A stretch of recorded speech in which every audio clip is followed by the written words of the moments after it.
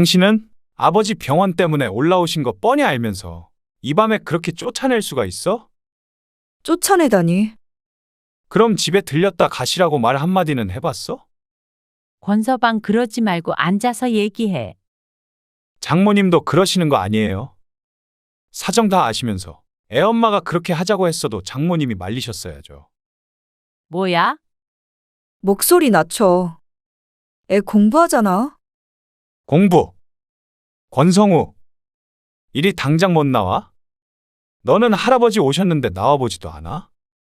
애한테 왜 이래? 다음 주에 중간고사라고 했잖아. 중간고사. 그럴 거면 공부시키지 마. 뭐가 중요한지도 모르는 애를 대학은 보내서 뭐해. 학비도 안 대줄 거니까 그런 줄 알아. 뭐라고? 당신 왜 이래? 아버님이 미리 말씀도 안 하고 오셨는데 어떻게 갑자기 집으로 모셔?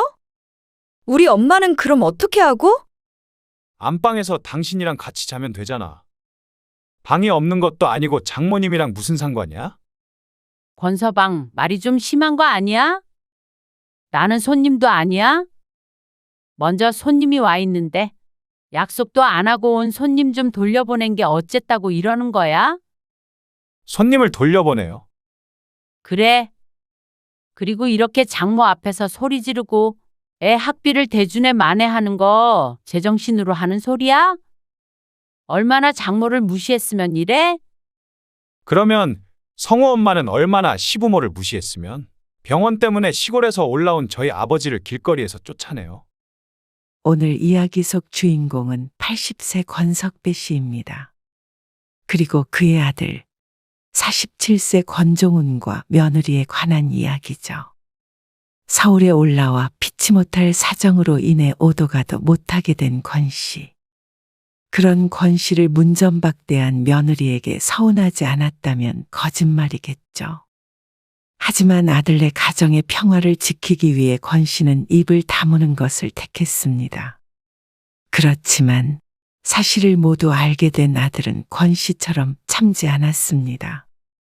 결국 며느리에게 똑같이 복수해준 아들. 권 씨는 다른 게 아니라 그런 아들 때문에 눈물이 흘렀습니다. 권 씨는 평생 농사를 지었습니다. 학창 시절에 양친을 잃고 집안이 쫄딱 망해 형제들이 뿔뿔이 흩어질 때 권 씨는 가까이 지내던 이웃의 빌부터 살며 농사를 배웠습니다. 그 길로 권 씨의 평생 직업은 농부가 되었죠. 권 씨는 성인이 되고 독립해서 그때부터 악착같이 돈을 벌었습니다. 연애도 취미 생활도 하지 않고 오로지 돈만 벌었죠. 동네 사람들도 혀를 내두를 정도로 독하게 살아왔습니다. 그러다가 자신 앞으로 농사 지을 땅도 사고 살만해지기 시작한 때가 30대였습니다. 조금 숨 돌릴 때가 되었을 때 지금의 아내를 만나 결혼을 하게 되었죠. 그리고 30대 늦은 나이에 떡두꺼비 같은 아들을 보게 되었습니다. 권 씨는 없이 살아온 한, 못 배운 한이 사무치는 사람이었습니다. 그런 사람이 외아들을 보았으니 아들은 그런 한 속에 크지 않도록 하기 위해 노력했습니다. 스스로 굶는 한이 있어도 아들 책 한 권을 더 사주었고 결핍 없이 키우기 위해 고군분투했습니다. 저 대학 안 가고 취업할까 해요. 물론 아무리 열심히 살았다고 늘 풍족할 수는 없었습니다. 아들 종훈이 고등학생일 때 2, 3년 작황이 좋지 않아 집이 휘청하던 때가 있었습니다. 농지를 담보로 조금씩 대출을 받아 생활비를 메꾸기도 했죠. 하필이면 그때가 아들이 대학을 갈 때라 권 씨와 아내의 근심이 이만저만이 아니었는데 아들이 어느 날 대학을 포기하겠다고 말했습니다. 어째서 대학을 안 간다는 거야? 늘 전교 1등을 놓치지 않았던 모범생 아들의 말에 권 씨는 충격이 컸죠. 졸업하고 바로 돈 벌어서 집안에 보탬이 되고 싶어요. 네가 왜 집안 사정까지 신경을 써? 학생이 공부만 하면 되지. 대학 가면 돈이 많이 들잖아요. 엄마 아빠가 너 대학도 못 보낼까 봐 그래. 그래, 종훈아. 그런 건 부모가 알아서 하는 거야. 그래도 마음이 무거워요. 무거울 게 뭐가 있어? 아무 생각 말고 공부해. 대학을 가야 사람 곳이라고 사는 거야. 저는 농사 짓고 살아도 돼요. 그건 대학 졸업하고 나서 진로는 네 마음대로 결정하는 거고. 그때까지는 돈 생각은 말어. 아들도 공부에 뜻이 있었기에 권 씨의 말을 듣고 마음을 다잡아 공부를 했습니다. 그리고 서울에 있는 명문대에 합격할 수 있었죠. 아들이 대학을 간 첫 해에는 돈이 많이 필요했습니다. 등록금과 기숙사비, 생활비까지. 그해 1년은 서울 사는 여동생에게 돈을 빌려 그 돈을 댔습니다. 아버지, 감사합니다. 제가 나중에 꼭 갚을게요. 내 자식 내가 키웠는데 키워준 값을 갚으라고 하겠냐? 그래도요. 아들은 실제로도 학교를 다니며 아르바이트를 해서 생활비를 충당했습니다. 그리고 일부는 권 씨에게 보내기도 했죠. 권 씨는 아들이 보낸 돈을 다시 돌려보냈습니다. 아르바이트는 네가 알아서 하는 거지만 돈을 보내지는 말어.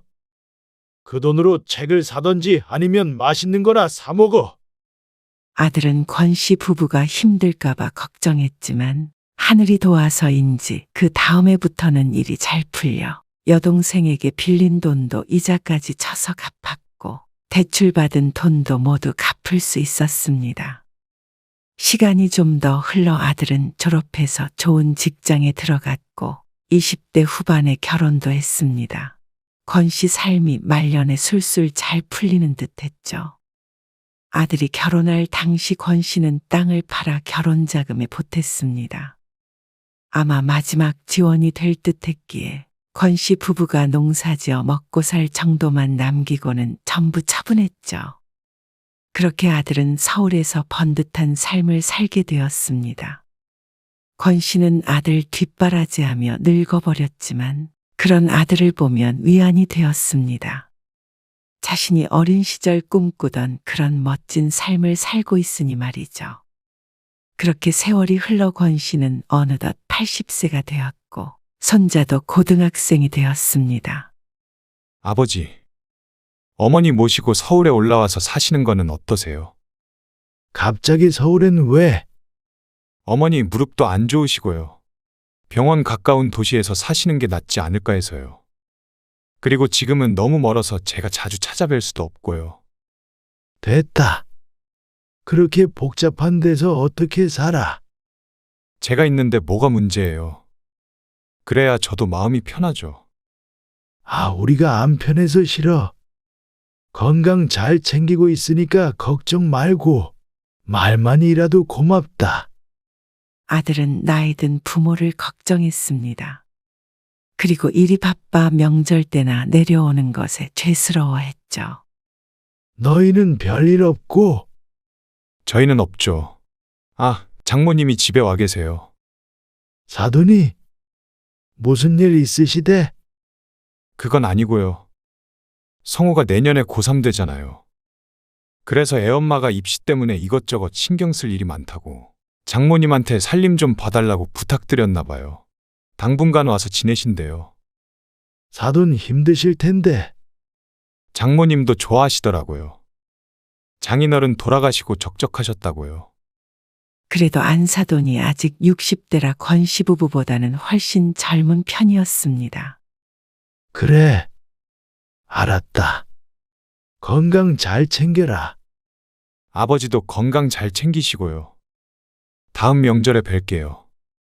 권 씨는 아들과 전화를 끊고는 식탁 위에 있는 약을 집어들었습니다. 아들이 걱정할까봐 말은 하지 않았지만 요즘 자꾸 배가 아파 병원에 다니고 있었습니다. 약 먹었는데도 계속 아프면 큰 병원에서 검사해봐야 되는 거 아니에요? 그 모습을 지켜보던 아내가 권 씨에게 말했습니다. 받아온 것만 다 먹어보고. 위염이라는 동네 병원의 진단에 계속 약을 먹고 있었는데 호전될 기미는 보이지 않았습니다. 그리고 며칠 뒤 권 씨는 시내에 있는 병원에서 복부 초음파를 하고 췌장암일 수도 있다는 진단을 받았습니다. 정밀 검사를 해봐야 알겠지만 엉뚱한 약을 먹고 있었다는 사실은 알 수 있었죠. 아버지, 췌장암이라뇨. 아내가 그새를 못 참고 아들에게 전화를 건 모양이었습니다. 지금 암이라는 게 아니라 그럴 가능성이 있으니까 검사해 보라는 거야. 아들은 무척 충격을 받은 것 같았습니다. 80 먹는 동안 큰 병 한 번 알아본 적이 없으니 이런 상황이 낯선 듯 했죠. 꼭 권 씨가 당장 췌장암 진단이라도 받은 듯한 반응을 보였습니다. 검사를 서울에 있는 병원에서 받아보세요. 여기도 병원 있는데 뭐하러 그래? 그래도 뭐든 서울이 낫겠죠. 오시면 제가 같이 갈 수도 있고요. 아들의 성화의 권 씨는 서울에 있는 큰 병원에 검사를 받으러 가기로 했습니다. 그런데 검사 날짜를 잡고 얼마 안 돼서 아들에게서 전화가 왔습니다. 어쩌죠? 갑자기 2박 3일 출장이 잡혔는데 아버지 검사 다음 날에 다시 돌아올 것 같아요. 하필 딱 맞춰서 출장을 가야 된다는 아들. 어머니는 다리 아파서 여기까지 못 오실 거 아니에요. 그러면 성우 엄마한테 모시고 가라고 할게요. 며느리에게 병원에 동행하게 한다는 말에 권 씨가 손사래를 쳤습니다. 아이고 됐다. 혼자 가면 돼. 혼자 어떻게 검사를 받으세요? 보호자도 없이. 아니면 네 고모한테 부탁해 볼게. 아들은 잠시 기다려보라며 전화를 끊었지만 몇 분 뒤에 다시 전화를 걸어 말했습니다. 애엄마가 그날 애 입시 때문에 어디 좀 가야 된다고 그래요. 그래 됐어. 고모한테 말해서 같이 갈 테니까 걱정 말어. 애 학교가 더 중요하지. 그러면 검사 받으시고 연락 주세요. 알았다. 평소 같았으면 이렇게 자주 연락할 일도 없을 텐데 아들도 늙은 아버지 건강이 걱정되긴 하는 모양이었습니다. 안 그래도 바쁜 아들을 괜한 일로 걱정하게 한 듯해서 마음이 무거웠습니다. 그리고 검사 날이 되어 권 씨는 홀로 서울행 버스에 올라탔습니다. 하지만 터미널엔 권 씨의 여동생이 기다리고 있었죠. 언니는 무릎 어떻대? 괜찮아. 그나저나 오빠가 걱정이지. 별거 아니겠지. 그래도 모르는 거잖아. 나이가 있는데. 검사 후에 권 씨는 여동생과 함께 늦은 점심을 먹고 시간을 보냈습니다. 아직 검사 결과가 나온 것은 아니기에 아들과는 곧 집으로 내려갈 거라고 짧게 통화를 마쳤습니다. 나 저녁엔 모임 약속이 있어서 가봐야 해. 나도 버스 타고 가려면 이제 가야지. 터미널에 데려다 줄게. 옛날 이야기를 하다 보니 어느새 시간이 훌쩍 지나 있었습니다. 날이 어둑해지려 하자 권 씨도 슬슬 돌아가 봐야 했습니다. 근데 옷을 그렇게 얇게 입고 왔어? 이제 겨울이나 마찬가지야. 벌써 추울 줄은 몰랐네. 엊그저께까지만 해도 날이 더워서 가벼운 차림으로 올라왔는데 해가 지니 제법 쌀쌀했습니다. 어차피 버스 타고 집에 가면 되니까 괜찮아. 여동생은 그런 권 씨를 걱정스럽게 바라보았지만 수다 떨다가 약속 시간에 늦을 것 같다며 서둘러 돌아갔습니다. 터미널에서 내린 권 씨는 시골에 있는 아내와 통화를 했습니다. 표는 끊었어요? 이제 끊으려고 들어왔어. 권 씨가 통화를 하며 터미널 안을 두리번거리는데 사람이 굉장히 많았습니다. 사람이 많네. 얼른 줄 서야겠어. 권 씨는 서둘러 줄을 섰습니다. 다들 어디 가는 것인지 늦은 시간에도 줄이 길어 한참을 서 있었습니다. 그리고 권 씨의 차례가 되었을 때 권 씨가 바지 뒷주머니에 손을 가져갔습니다.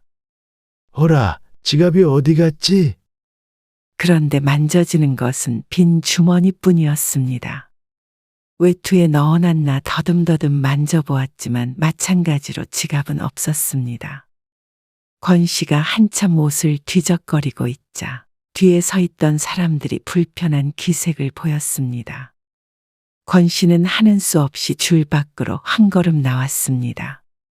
한참을 기다렸는데 지갑이 없어서 원점으로 돌아온 권 씨는 외투를 벗어서 샅샅이 뒤지기 시작했습니다.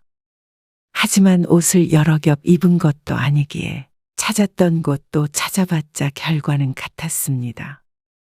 아이고, 이거 큰일이네. 권 씨는 기억을 더듬어 보았습니다.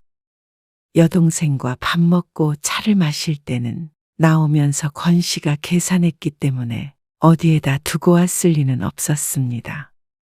권 씨는 혹시나 하는 마음에 여동생에게 전화를 걸었습니다. 차에 지갑 떨어져 있나 좀 봐봐. 지갑? 안 보이는데. 왜? 없어졌어? 그러네, 어디에다가 흘렸나? 그럼 어떡해? 내가 다시 가야 하나? 아니야. 뭘 와. 더 찾아보고 없으면 종훈이한테 전화하면 되지. 얼른 가봐. 권 씨는 늦었다는 여동생이 행여나 차를 돌릴까봐 서둘러 전화를 끊었습니다. 그런데 전화를 끊는다고 뾰족한 수가 생기는 것은 아니었습니다. 주머니에 있던 1,000원짜리 지폐 4장을 제외하면 수중에 돈이 하나도 없었습니다. 젊은 사람들처럼 휴대폰으로 어떻게 결제를 할 수 있었으면 좋겠는데 카드도 지갑에 넣어놓는 바람에 표를 살 방법이 없었습니다. 권 씨는 아내에게 전화를 걸어 자초지종을 설명했습니다. 지갑이 없다고요?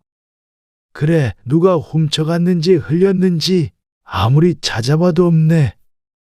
그러면 어째? 고모는 가버렸고요. 진작에 갔지.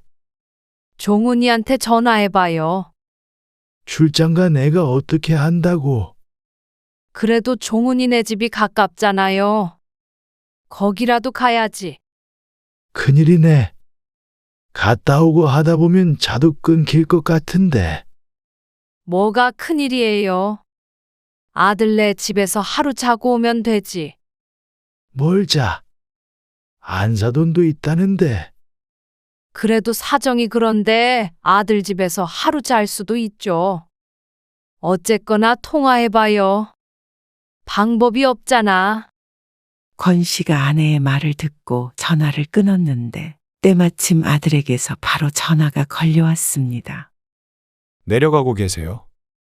아들의 물음에 권 씨가 머뭇거리며 설명했습니다. 지갑을 찾아보겠다는 권 씨의 말을 들은 아들이 단번에 대답했습니다. 그걸 지금 어떻게 찾아요? 늦은 시간에 헤매지 마시고 그냥 저희 집으로 가세요. 아들도 아내와 같은 말을 했습니다.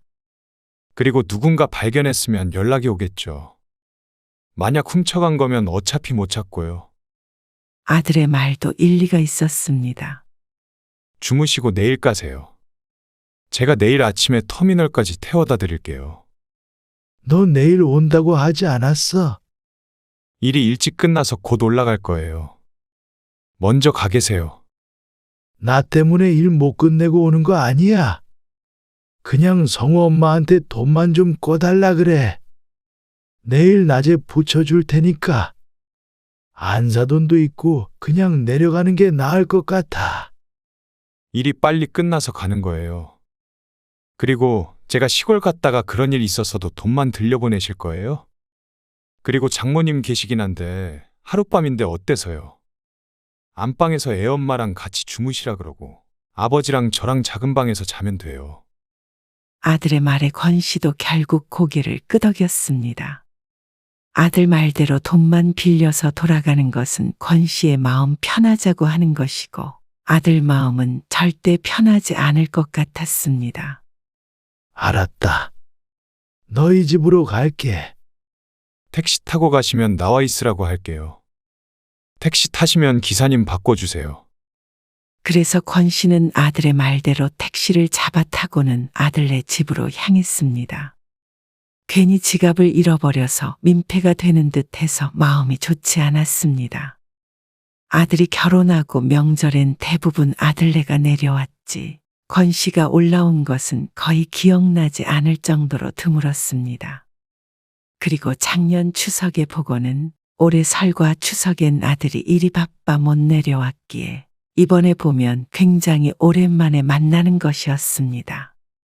그러니 사실 자식을 보고 싶은 마음도 컸습니다. 이왕 이렇게 된 거, 아들 얼굴이나 보고 내일 아침 일찍 나오자 생각했습니다. 차창 밖을 보니 해가 완전히 져서 하늘은 새까매졌지만 시골의 밤과는 비교도 안 되게 밝은 밤이었습니다. 낮보다도 환하게 켜져 있는 불빛들을 보며 권 씨는 아들을 떠올렸습니다. 이런 곳에서 직장에 다니며 서울 사람들과 섞여서 살고 있는 아들이 대단했습니다. 그리고 그런 아들을 뒷바라지한 스스로의 삶이 뿌듯했습니다. 택시는 20분쯤 달려 아파트 단지 앞에 도착했습니다. 어르신, 여기서 내리시면 돼요. 아, 예. 잠시만요. 우리 며느리가 나와 있을 거예요. 카드도 되는데, 카드 없으세요? 아, 제가 지갑을 잃어버려서요. 권 씨의 대답에 택시기사가 작게 혀를 찼습니다. 권 씨는 창밖을 두리번거렸습니다. 아이고, 미리 나와 있어야지. 이거 가봐야 하는데. 민망한 기분에 고개를 더 빼고 살피자 저 멀리서 며느리로 보이는 여자가 걸어오는 게 보였습니다. 아이고, 저기 왔네요. 며느리는 택시를 발견하고는 종종 걸음으로 다가왔습니다. 여기 택시비요. 며느리가 택시비를 결제하고 나서야 권 씨가 차에서 내릴 수 있었습니다. 오셨어요. 그래. 잘 있었니? 지갑을 잃어버리셨다고요. 그런 것 같아.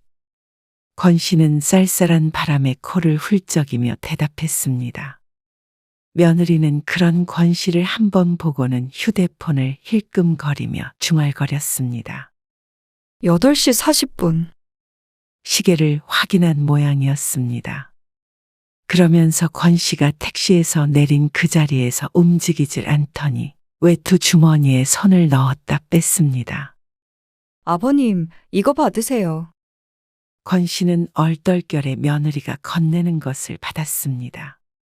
그리고 내려다보니 손에는 5만 원짜리 지폐가 2장이 올려져 있었습니다. 이게 웬 돈이니? 지갑 잃어버리셔서 못 내려가시는 거 아니에요? 며느리의 말에 권 씨는 대답 없이 뒷말을 기다렸습니다.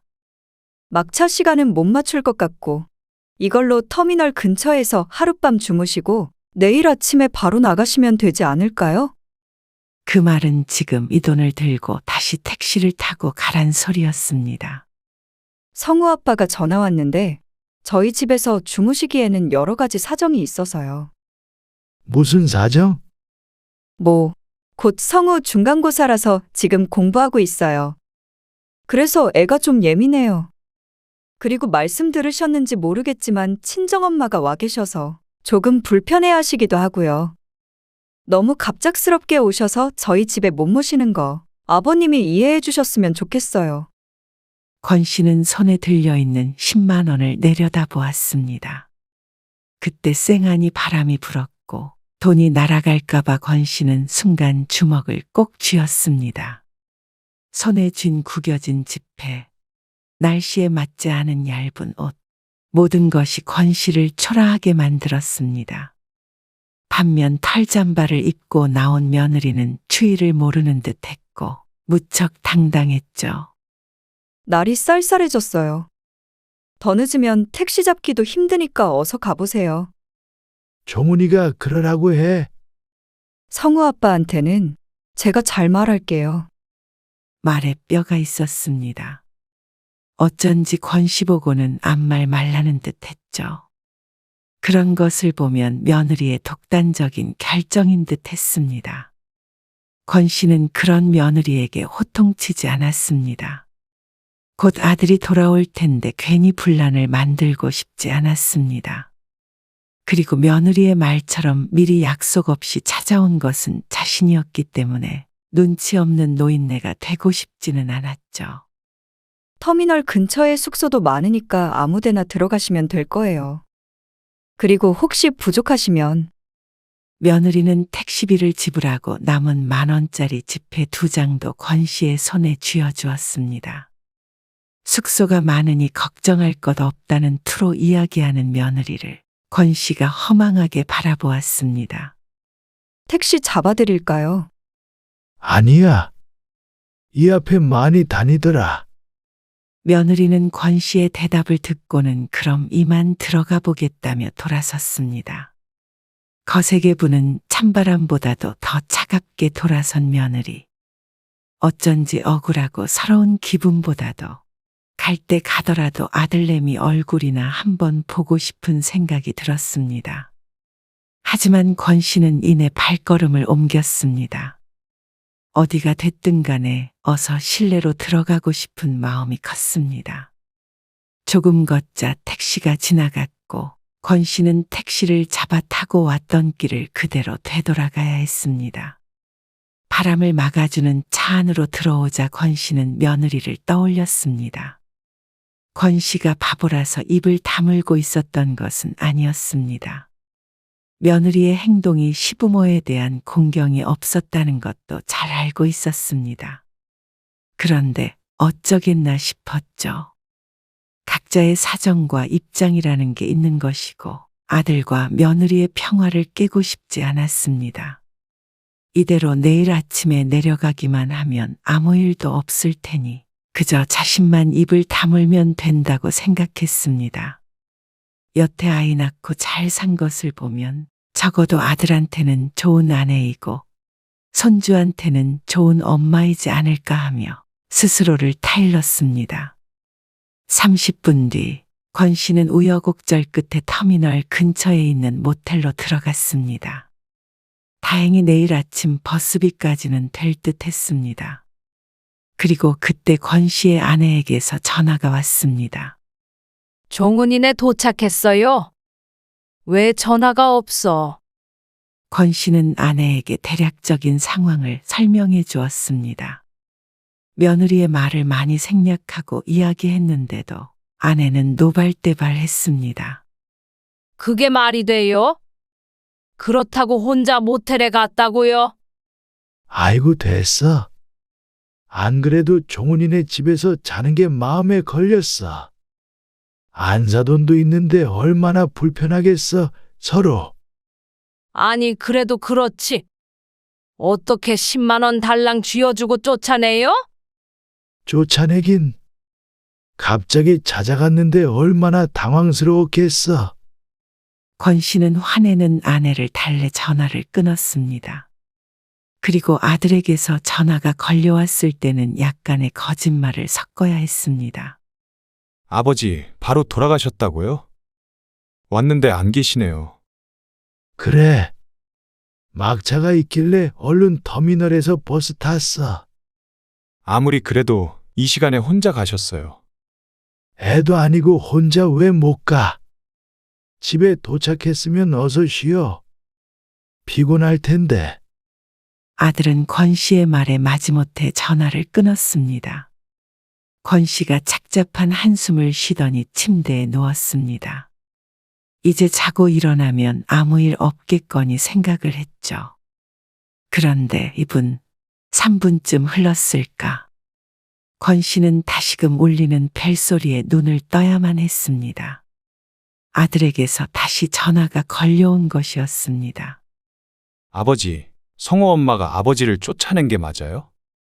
아들의 첫말에 권 씨가 머리를 부여잡았습니다. 어머니랑 통화했어요. 아니나 다를까 범인은 아내였습니다. 그렇게 아들에게는 말하지 말라고 했는데 소용없었습니다. 지금 어디에 계세요? 버스 탔다니까. 모텔에 계신 거 알아요. 어디세요? 지금 모시러 갈게요. 확신에 찬 아들의 말에 다 틀렸다 싶었습니다. 뭐하러 그래? 내일 아침에 나가서 버스만 타면 되는 걸. 어디 계시냐니까요. 아들은 권 씨에게 언성을 높였습니다. 단단히 화가 난 듯 했습니다. 그리고 정확히 20분 뒤에 아들이 권 씨를 데리고 차를 탔습니다. 아들은 한참 말이 없었고 공기마저 무거워진 듯 권 씨를 짓눌렀습니다. 제가 주무시고 가시라고 했잖아요. 서로 불편하게 뭐하러 그래? 그렇다고 해도 성호 엄마가 집에 들이지도 않고 가시라고 했으면 최소한 아버지라도 저한테 연락은 하셨어야죠. 왜 거짓말을 하셨어요? 너 신경 쓸까봐 그랬지. 그러면 더 신경 쓸 거 모르셨어요? 권 씨가 입을 다물었습니다. 괜히 일만 크게 만들었나 싶었습니다. 차 안은 다시 침묵이 흘렀습니다. 그리고 잠시 뒤 권 씨는 아들네 집에 도착하게 되었습니다. 아들이 비밀번호를 치고 현관문을 열자 그 앞에는 며느리와 안사돈이 서 있었습니다. 둘 다 표정이 아주 좋지 못했습니다.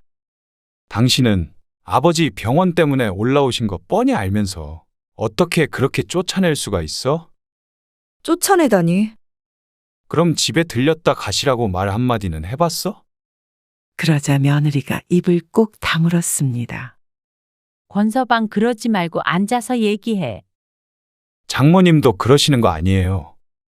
사정 다 아시면서 애엄마가 그렇게 하자고 했어도 장모님이 말리셨어야죠. 뭐야? 목소리 낮춰. 애 공부하잖아. 공부! 권성우! 이리 당장 못 나와? 아들은 갑자기 소리치며 방에 있는 손자를 불렀습니다. 그러자 방에서 손자가 어슬렁 나왔습니다. 너 이 자식은 할아버지 오셨는데 나와보지도 않아? 애한테 왜 이래? 다음 주에 중간고사라고 했잖아. 중간고사. 그럴 거면 공부시키지 마. 뭐가 중요한지도 모르는 애를 대학은 보내서 뭐해. 학비도 안 대줄 거니까 그런 줄 알아. 뭐라고? 당신 왜 이래? 아버님이 미리 말씀도 안 하고 오셨는데 어떻게 갑자기 집으로 모셔? 우리 엄마는 그럼 어떻게 하고? 안방에서 당신이랑 같이 자면 되잖아. 방이 없는 것도 아니고 장모님이랑 무슨 상관이야? 권서방 말이 좀 심한 거 아니야? 나는 손님도 아니야?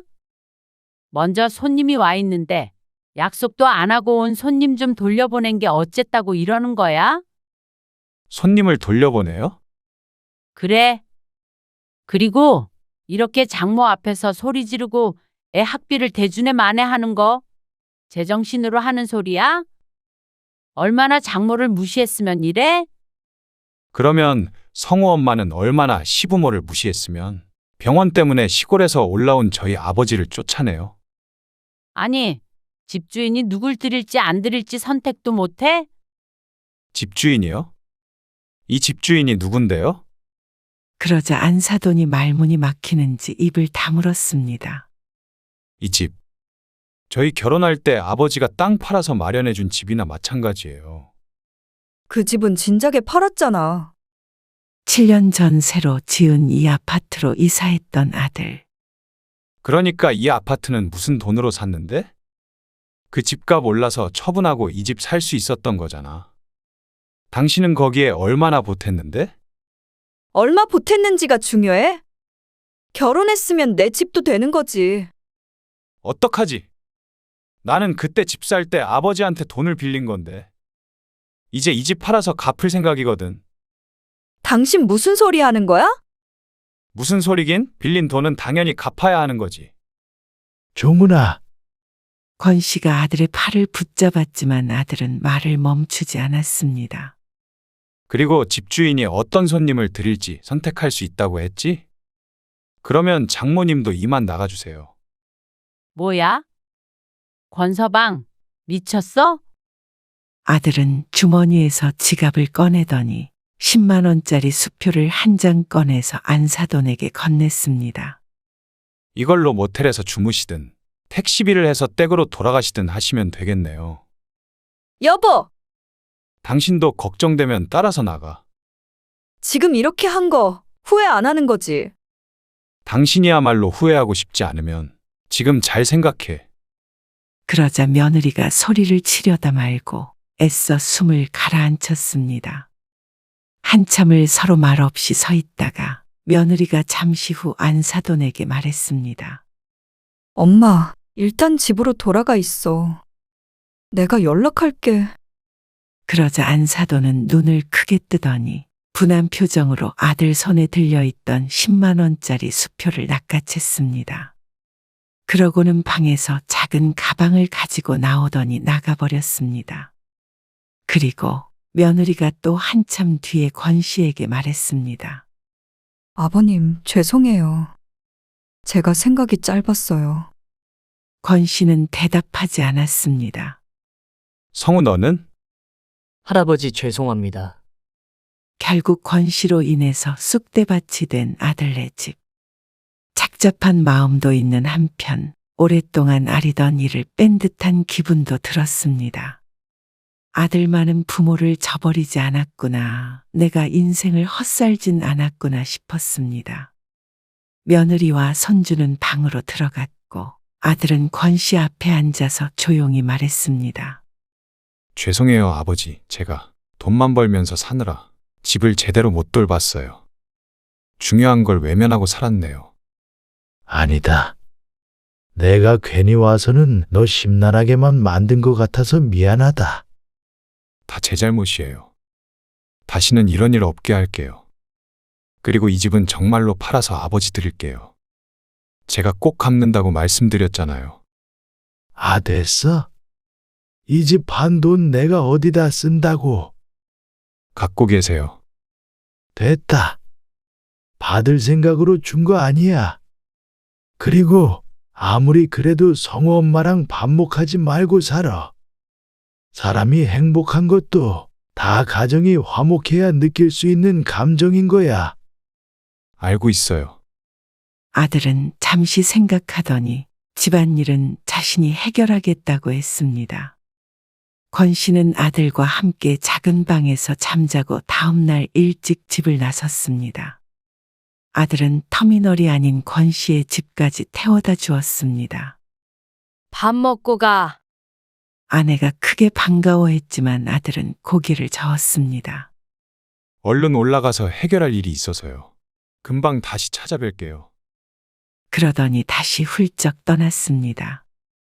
그리고 시간이 지나 권 씨는 암이 아니라는 진단을 받았고 또 시간이 지나서 아들에게 연락 한 통을 받았습니다. 집은 팔았어요. 뭐야? 팔지 말래도. 대신 이 돈은 제가 가지고 있을게요. 그럴 거면 뭐하러 팔어? 성우 엄마도 성우도 다들 정신 차려야죠. 너무 풍족하게만 산 것 같아요. 아버지한테 돌려드렸다고 말했고 앞으로 시부모님한테 잘하면 돌려주시기로 했다고 말했어요. 그래서 앞으로는 명절만이 아니라 어버이날이나 어머니 아버지 생신에도 내려갈 거고요. 어머니 아버지도 한 달에 한 번씩은 저희 집에 초대하기로 했어요. 뭐? 그러니까 이제는 자주 뵐게요. 성우 엄마가 그렇게 하겠대. 안 하면 집도 없고 같이 살지도 않는다고 말했어요. 너무나도 단호해 보이는 아들의 권 씨가 오히려 놀랐습니다. 그리고 장모님도 그날 일은 잘못했다고 하셨어요. 그러니까 아버지도 서운하셨던 마음 푸세요. 나는 너만 행복하면 다 괜찮다. 그러자 아들이 피식 웃었습니다. 다음 달 어머니 생신 때 내려갈게요. 권 씨는 걱정스러운 마음도 들었지만 한편으로는 기뻤습니다. 암은 아니라도 나이가 있으니 앞으로 얼마나 더 아들 얼굴을 볼 수 있을지 모르는데 이렇게라도 죽기 전에 원 없이 아들을 본다니 부모로서 기쁘지 않을 수 없었습니다. 그리고 아들에게 참 고마웠습니다. 이제는 돈 없고 힘없는 노인네, 그래도 부모라고 생각해 주는 게 내 아들이지만 참 고마웠죠. 다음 달이 되었을 때 정말로 아들, 며느리, 손주까지 전부 내려왔습니다.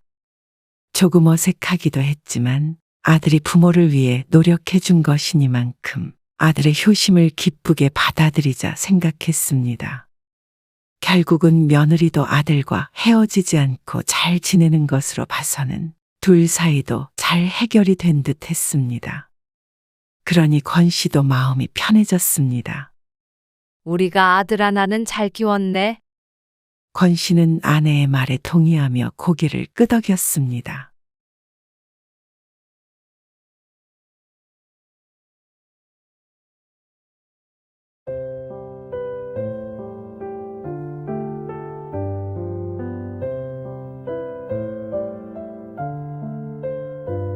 내가 너 잡아먹니?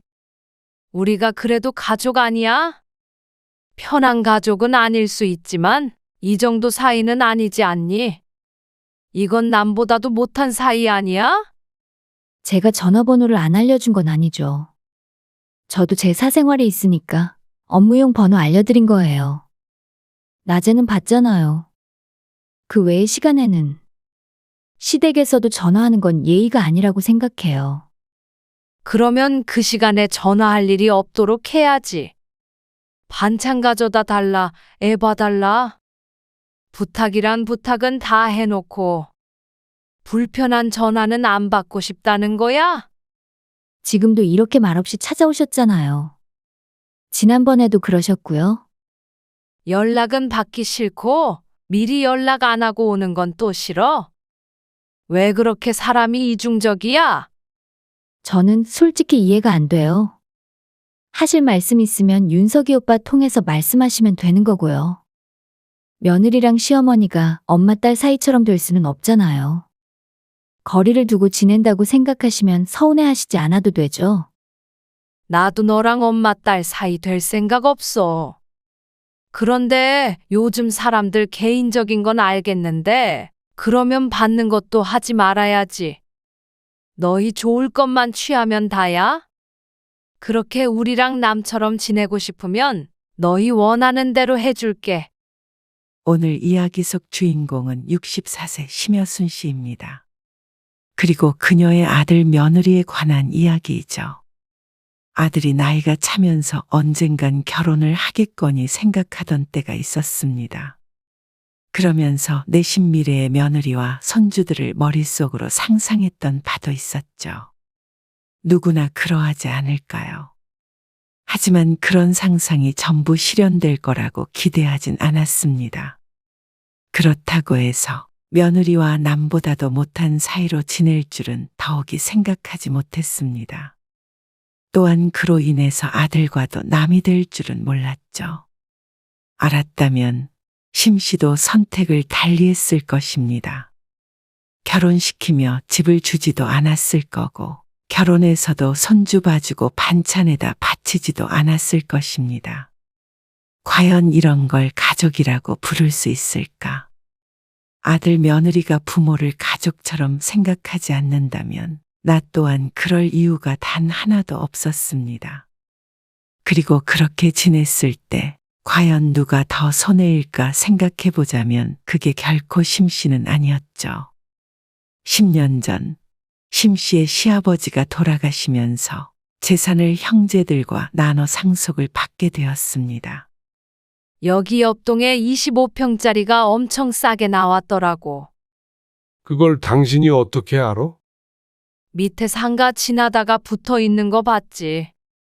아침에 부동산 앞을 지나다가 바깥에 붙어 있는 매물 정보를 보고 남편에게 말했습니다. 목돈이 생겼으니 저축을 하든 투자를 하든 하기로 했는데 심 씨는 아파트를 한 채 샀으면 했습니다. 근데 왜 하필 집을 사려고 그래? 부동산이 안전한 것 같기도 하고 윤석이도 한 10년 안에 결혼하지 않겠어?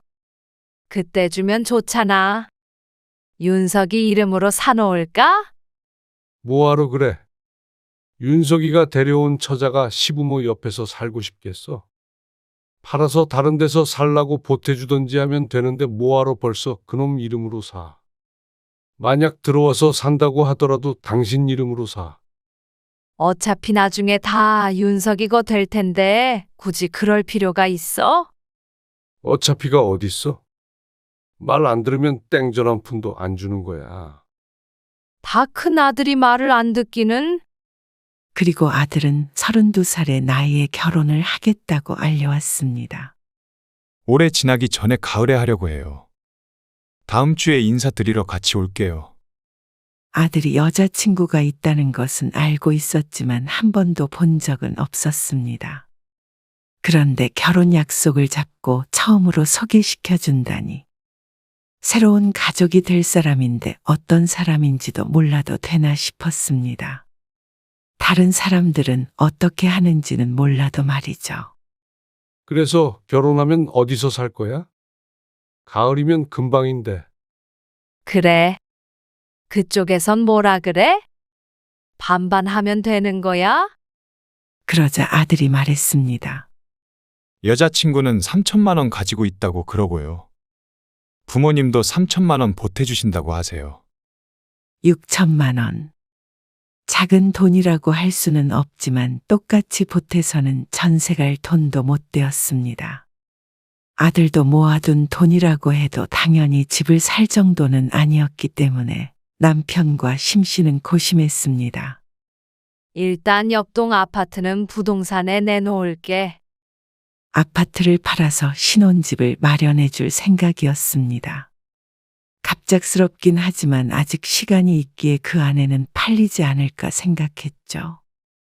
그런데 예비 며느리를 소개받고 상견례도 하고 날짜를 잡고 결혼 준비가 다 되었지만 여름이 지나도록 보러 온다는 사람도 없었습니다. 부동산 경기가 좋지가 않아서요. 요즘은 다들 팔려고 하지 살려고를 안 하시니까요. 지금 전세 만기가 언제죠?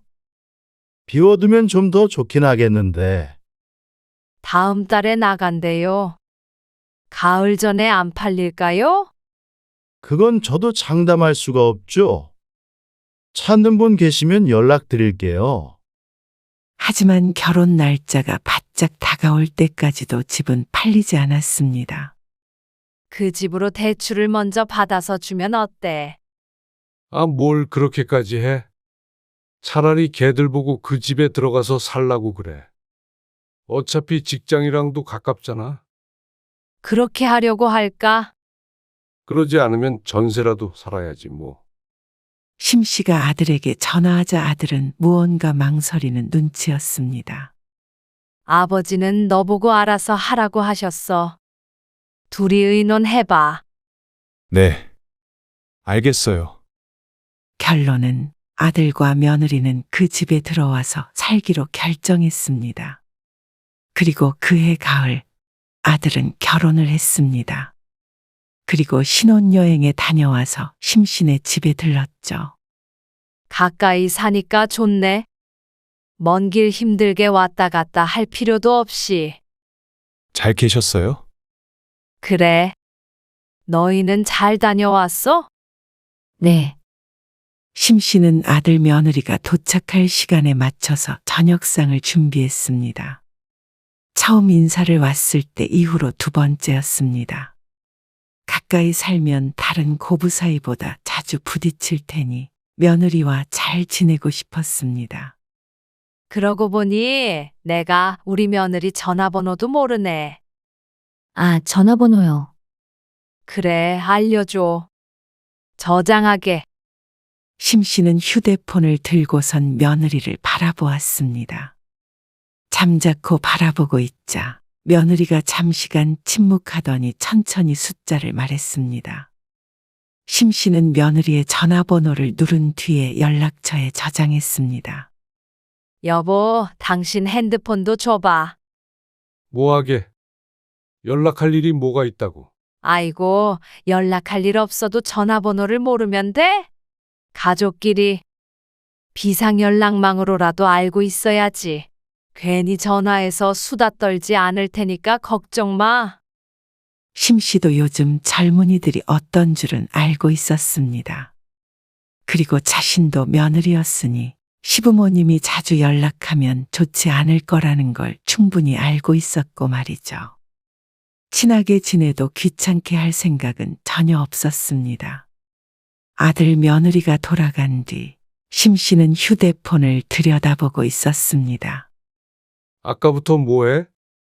여기 카카오톡에 며느리 이름이 안 뜨네. 그게 뭐야?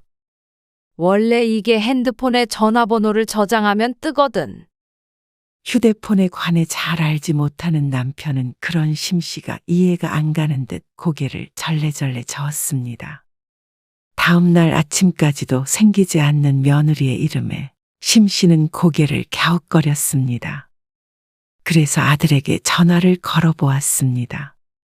윤서가 어제 지나 전화번호를 저장했잖아.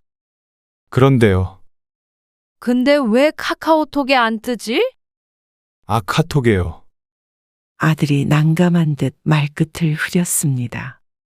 내가 뭘 설정을 해야 하나? 아니요, 그게 아니라 진아가 그런 메신저를 안 해요. 그 말에 심씨가 깜짝 놀란 눈을 했습니다. 60세 넘은 자신도 하는데 아직 20대이던 젊은 며느리가 메신저를 사용하지 않는다는 말에 의아했습니다. 불편하다고 싫대요. 여기저기서 연락도 많이 오니까. 그래서 폴더 휴대폰 써요. 폴더? 그 왜 반으로 접는 거 있잖아요. 요새 거 말고. 옛날 거요. 그건 심씨도 알고 있었습니다. 20년 전에 쓴 적이 있으니 말이죠. 며느리가 조금 독특하다고 생각했지만 심씨는 그러니 하고 말았습니다. 김장김치 가져간다며? 어느 날 심씨가 아들에게 전화를 걸었습니다. 얼마 전에 김장김치를 달라던 말이 떠올라서 김치통에 조금 싸두었습니다. 오늘은 제가 야근을 해서요. 이따가 지나보고 퇴근하면 들리라고 할게요. 심씨는 6시가 넘자 김치통을 꺼내놓고 기다렸습니다. 전화해봐. 8시가 되자 남편이 심씨에게 말했습니다. 심씨는 처음으로 며느리의 번호를 눌렀습니다. 신호음이 울리길 기다렸지만 전화기가 꺼져 있다는 안내음만 들려왔죠. 전화가 꺼져 있다는데? 배터리가 없나 보지. 아들에게도 전화를 걸어봤지만 야근한다더니 일을 하고 있는지 전화를 받지 않았습니다. 그러고 9시가 지났을 때 아들에게서 전화가 걸려왔습니다. 깜빡하고 며느리에게 말을 못했다며 말이죠. 어쩐지 내가 진아한테 전화해봤더니 전화도 꺼져 있더라고. 아, 진아가 원래 퇴근하면 핸드폰을 꺼놔요. 왜? 그냥 직장에서 연락 오고 이러는 게 싫어서 그렇대요. 그렇다고 휴대폰을 꺼두는 며느리가 이해가 되지는 않았습니다. 요즘 젊은 사람들은 한시도 휴대폰을 떼어놓지 못하는 것 같던데 며느리는 예외인 듯 했습니다. 그냥 개인주의 성향이 강해서 그렇죠 뭐. 그래, 그러면 너라도 연락 잘 받아야겠다. 알겠어요. 그리고 며느리는 곧 아이를 가졌고 다음에 아들을 낳았습니다. 우리는 언제 갈 수 있어? 장모님 계신데 괜찮으시겠어요? 사돈 돌아가길 기다렸다가는 애 얼굴도 못 보겠다. 하지만 그 뒤로 심씨는 한두 번 더 아들네에 갔다가 말았습니다. 며느리 몸조리 해준다는 사돈이 어찌나 불편해하던지 2번의 방문에서 모두 애기 얼굴만 조금 구경하다가 나와야 했습니다. 가까이 살면서도 사진으로만 봐야 했죠. 그런데 몇 달 지나자 심씨는 아이를 원 없이 보게 되었습니다. 안사돈은 일을 해야 한다며 돌아갔고 며느리는 손자가 돌이 되었을 때 아이를 어린이집에 보내고 복직을 했습니다. 그런데 아들 며느리 둘 다 바쁘고 아이는 어린이집 끝나고 저녁 시간 동안 심씨가 도맡아서 아이를 돌봐야 했죠. 어린이집에서 4시에 돌아왔는데 아들이나 며느리가 퇴근하는 7시까지는 심씨가 데리고 있었습니다. 선우 데리러 왔어요. 그래. 밥 먹였어. 먼저 일이 끝난 아들이 심씨네 집에 왔습니다. 그런데 애를 데리고 가지 않고 서서 심씨에게 물었습니다. 엄마 차 잘 안 쓰시죠? 내 차. 잘 안 쓰긴 하는데 왜? 아, 진아, 차가 없잖아요. 출퇴근하기 불편하다고 해서 한 대 사려다가 엄마 차가 생각이 나서요. 심 씨는 운전을 자주 하지는 않지만 남편이 평일엔 집에 없기에 3년 전에 중고로 경차를 한 대 샀습니다. 그래도 엄마도 없으면 불편한데. 그랬으니 늦게나마 차를 살 생각을 했겠죠. 어차피 가끔 쓰시니까 필요하실 때마다 가져다 쓰시면 되죠. 그래, 그럼 가져가. 심 씨가 서랍에서 차키를 꺼내서 아들에게 건넸습니다. 잘 쓸게요. 아, 그리고요. 저희 반찬 좀 해주실 수 있어요? 반찬을? 진아가 애 키우고 일하고 하느라 요리를 할 시간도 없네요. 저도 그렇고요. 저녁은 매일 배달시켜 먹으니까 돈도 많이 들고 집밥도 먹고 싶고 그러네요. 아들 며느리 바쁜 것이야 익히 알고 있었습니다. 야근이 잦아 손자를 늦은 시간까지 데리고 있는 게 일주일에도 한두 번은 꼭 되었습니다. 아이고, 알았어. 해놓을 테니까 선우 데리고 갈 때 같이 가지고 가. 어차피 심 씨야 집에 있기 때문에 아들의 부탁이 어려운 것은 아니었습니다. 반찬하면서 조금 양을 늘리기만 하면 되니 말이죠.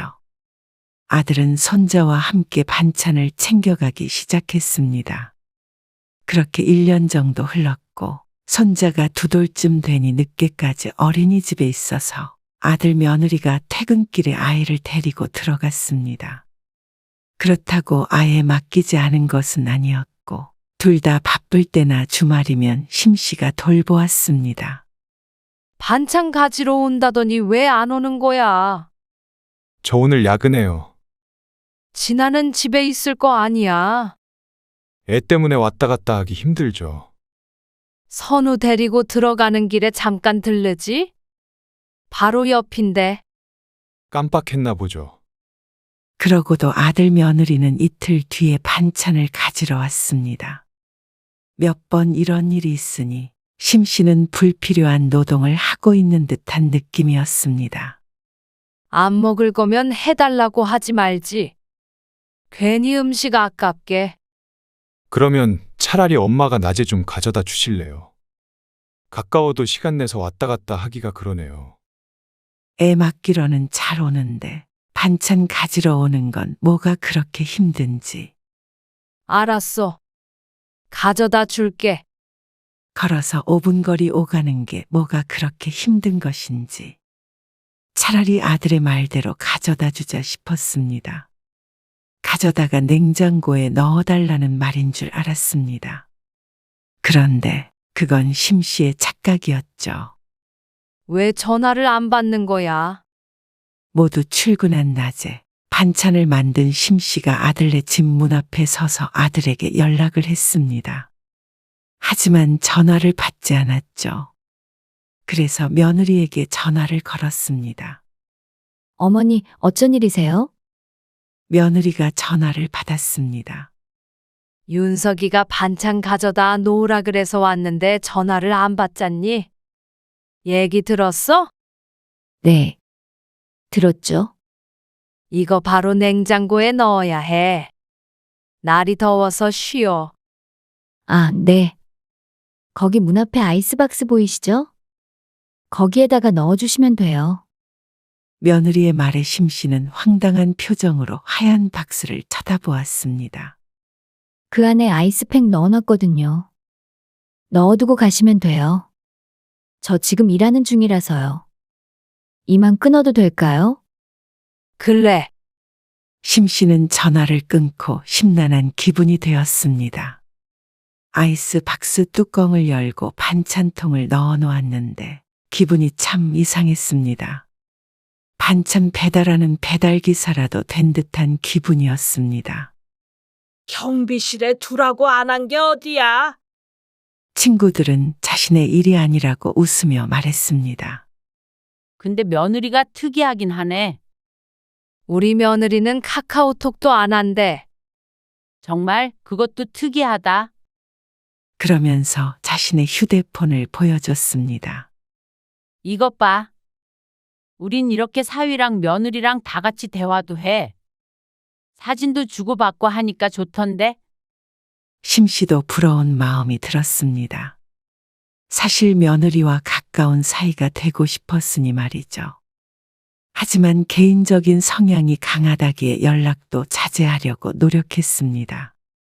가까이 산다고 가까이 지낼 수 있는 건 아닌 듯 했죠. 그리고 주말에 아들이 아이를 맡아달라며 찾아왔습니다. 아이고, 선우 왔어?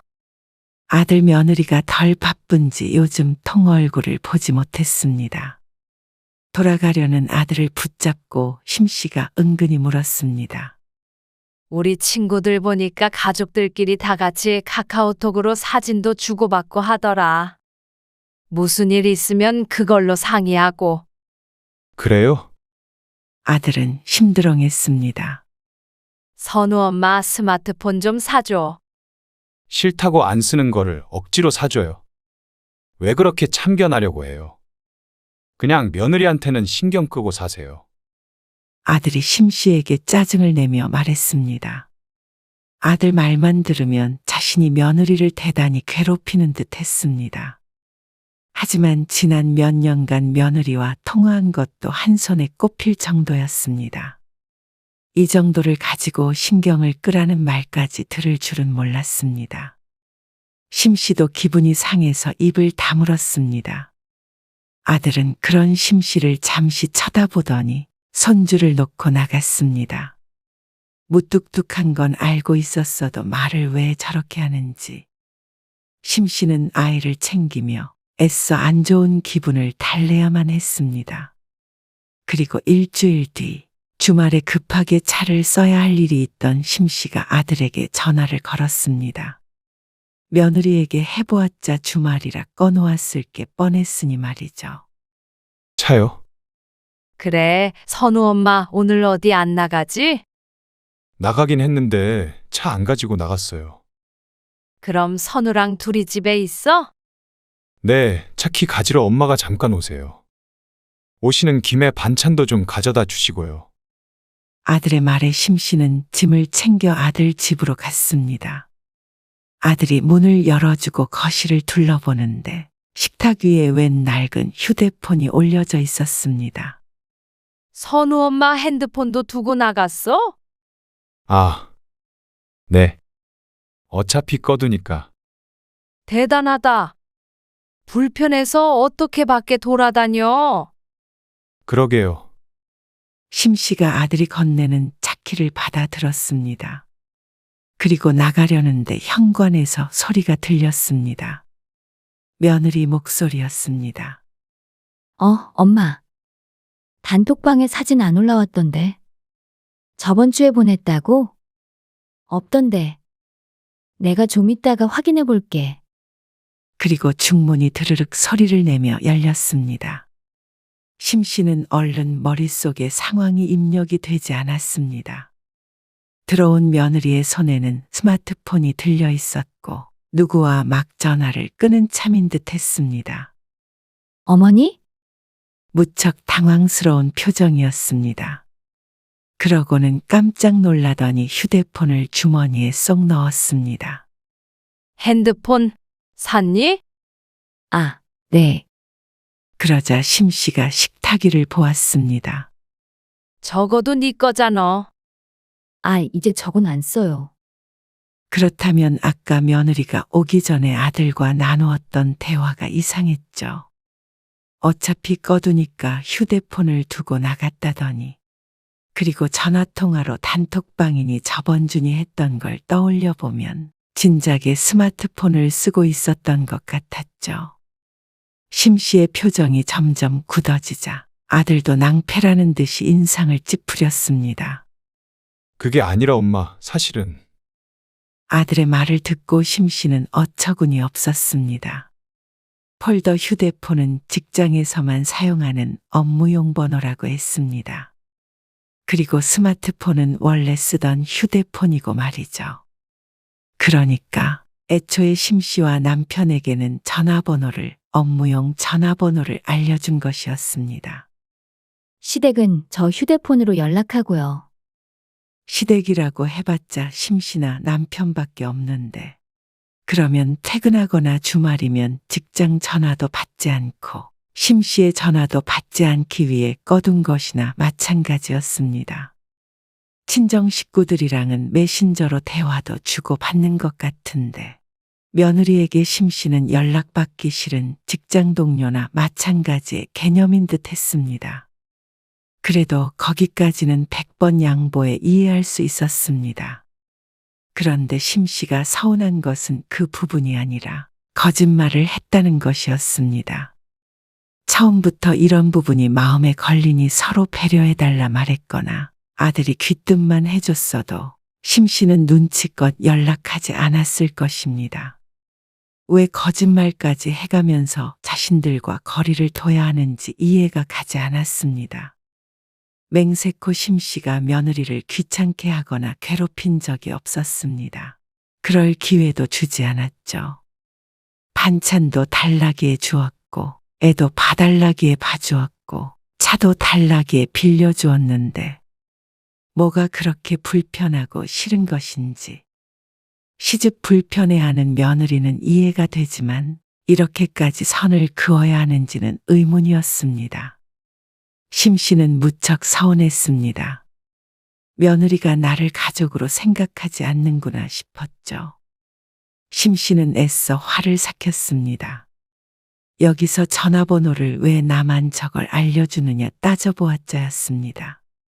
어쨌거나 전화번호를 안 가르쳐 준 것도 아니었고 둘 중에 하나를 알려준 건 맞았죠. 나는 가볼게. 심씨는 차키를 들고 서둘러 집을 나왔습니다.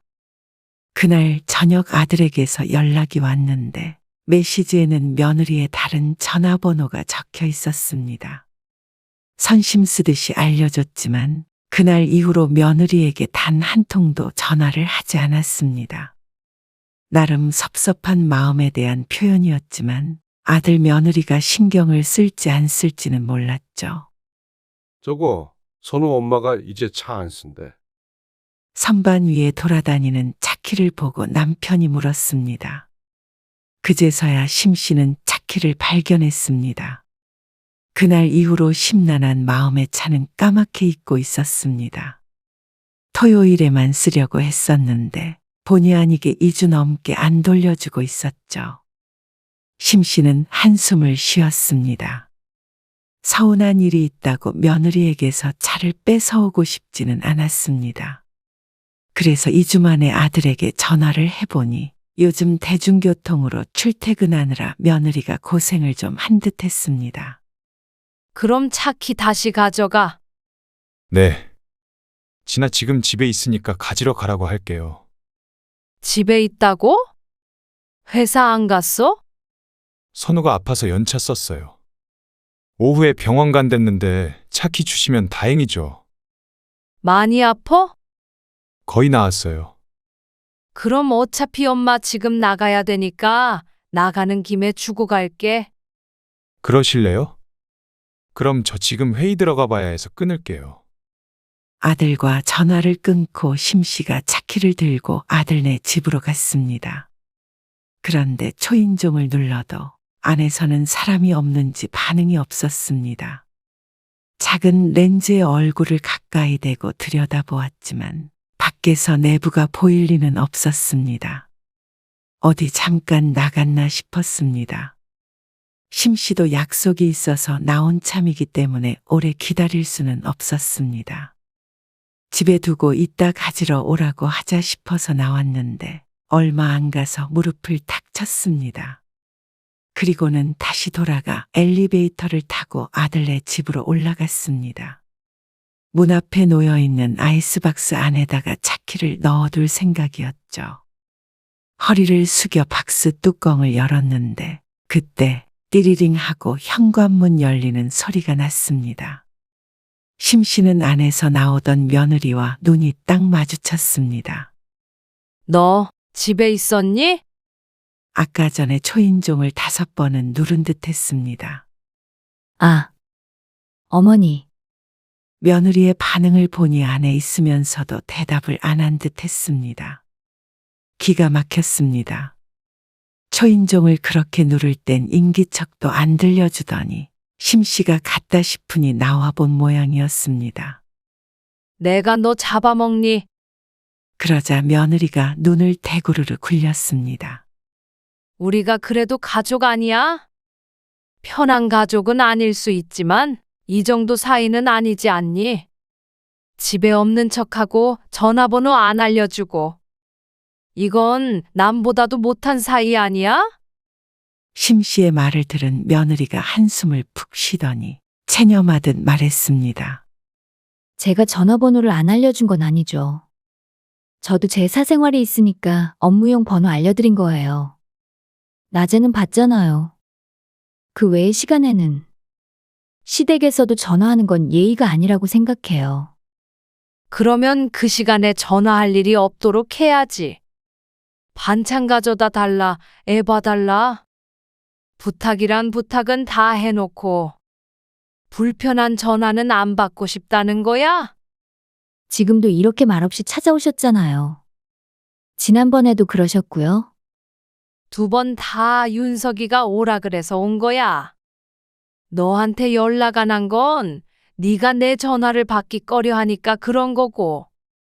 넌 연락은 받기 싫고 미리 연락 안 하고 오는 건 또 싫어. 왜 그렇게 사람이 이중적이야? 저는 솔직히 이해가 안 돼요. 하실 말씀 있으면 윤석이 오빠 통해서 말씀하시면 되는 거고요. 며느리랑 시어머니가 엄마 딸 사이처럼 될 수는 없잖아요. 그냥 서로 예의 있게 거리를 두고 지낸다고 생각하시면 서운해 하시지 않아도 되죠. 나도 너랑 엄마 딸 사이 될 생각 없어. 그런데 요즘 사람들 개인적인 건 알겠는데 그러면 받는 것도 하지 말아야지. 너희 좋을 것만 취하면 다야? 그렇게 우리랑 남처럼 지내고 싶으면 너희 원하는 대로 해줄게. 심씨는 차키를 다시 들고 왔습니다. 그러고는 아들에게 전화를 걸었습니다. 앞으로는 선우도 절대 맡기지 마. 그리고 반찬도 너희가 알아서 해먹고. 차도 쓸 생각 말아라. 왜 그러세요, 갑자기? 저 회의 있다고 했잖아요. 이게 회의보다 중요하지 않겠어? 그리고 선우가 지금 3살이지. 내년까지만 그 집에 살고 방 빼라. 네? 무슨 말씀 하시는 거예요? 자세한 건 선우 엄마한테 물어봐라. 내가 왜 이러는지 누구보다 잘 알고 있을 거야. 내가 생각해보니까 너희가 그렇게 개인적인 거 좋아하잖냐? 그럼 나중에 엄마 아빠 더 늙어서 조금 아프기라도 하면 내다 버리지 않을까 싶다. 그러면 우리는 우리가 스스로 챙겨야 할 거 아니야. 너희 아빠가 참 현명하셨지. 네 이름으로 아파트 사자는 거 말려줘서 참 다행이야. 너희도 우리랑 가까이 사는 거 너무 싫은 모양인데 내년에 세입자 드릴 테니까 나가서 살아. 알겠지? 남한테는 돈도 한 푼 줄 필요 없잖냐? 남처럼 그렇게 살자.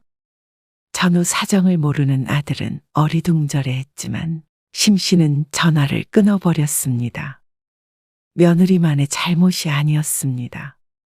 전화번호 1도 그렇고 반찬이며 손주며 모든 게 다 아들과 상의한 결과일 테니 말이죠. 뒤늦게 무슨 일들이 있었는지 남편에게 말을 했는데 남편도 심씨의 말을 듣고 한참 대답이 없었습니다. 심씨만큼이나 속이 상했겠죠. 남편은 당장에 아들네를 쫓아버리라고 했지만 그래도 손주가 어린이 1년은 넉넉히 기간을 주었습니다. 월세를 가든 전세를 가든 어린 아이 데리고 살아야 하니 당장 내쫓지는 못했습니다. 아들 며느리는 그동안 찾아와서 잘못을 빌었습니다. 저희는 그럴 의도는 아니었어요. 의도만큼이나 중요한 게 결과 아니겠니? 이제 엄마 아빠도 너희 이해한다. 너희도 엄마 아빠 이해해라. 그러니까 각자 거리 지키면서 살자. 그리고 나서 얼마 뒤 며느리는 휴직을 했습니다. 손주 돌봐줄 사람이 없으니 야근이 잦은 회사 일을 계속할 수가 없었겠죠. 그리고 1년 뒤 아들네 가족은 이사를 나갔습니다. 심 씨도 남편도 워낙 강경했고 아들도 지친 듯 보였습니다. 외동아들이라고 우리가 다 희생할 것도 없어. 옆동은 다시 부동산에 내놓고 팔아버리자고. 그걸로 노후 자금이나 하면 되겠네. 심 씨도 남편의 말에 동의했습니다. 부모를 남처럼 대하는 자식은 똑같이 대해주면 그만이었습니다. 아쉬운 건 아들이지 심 씨 부부가 아니었으니 말이죠.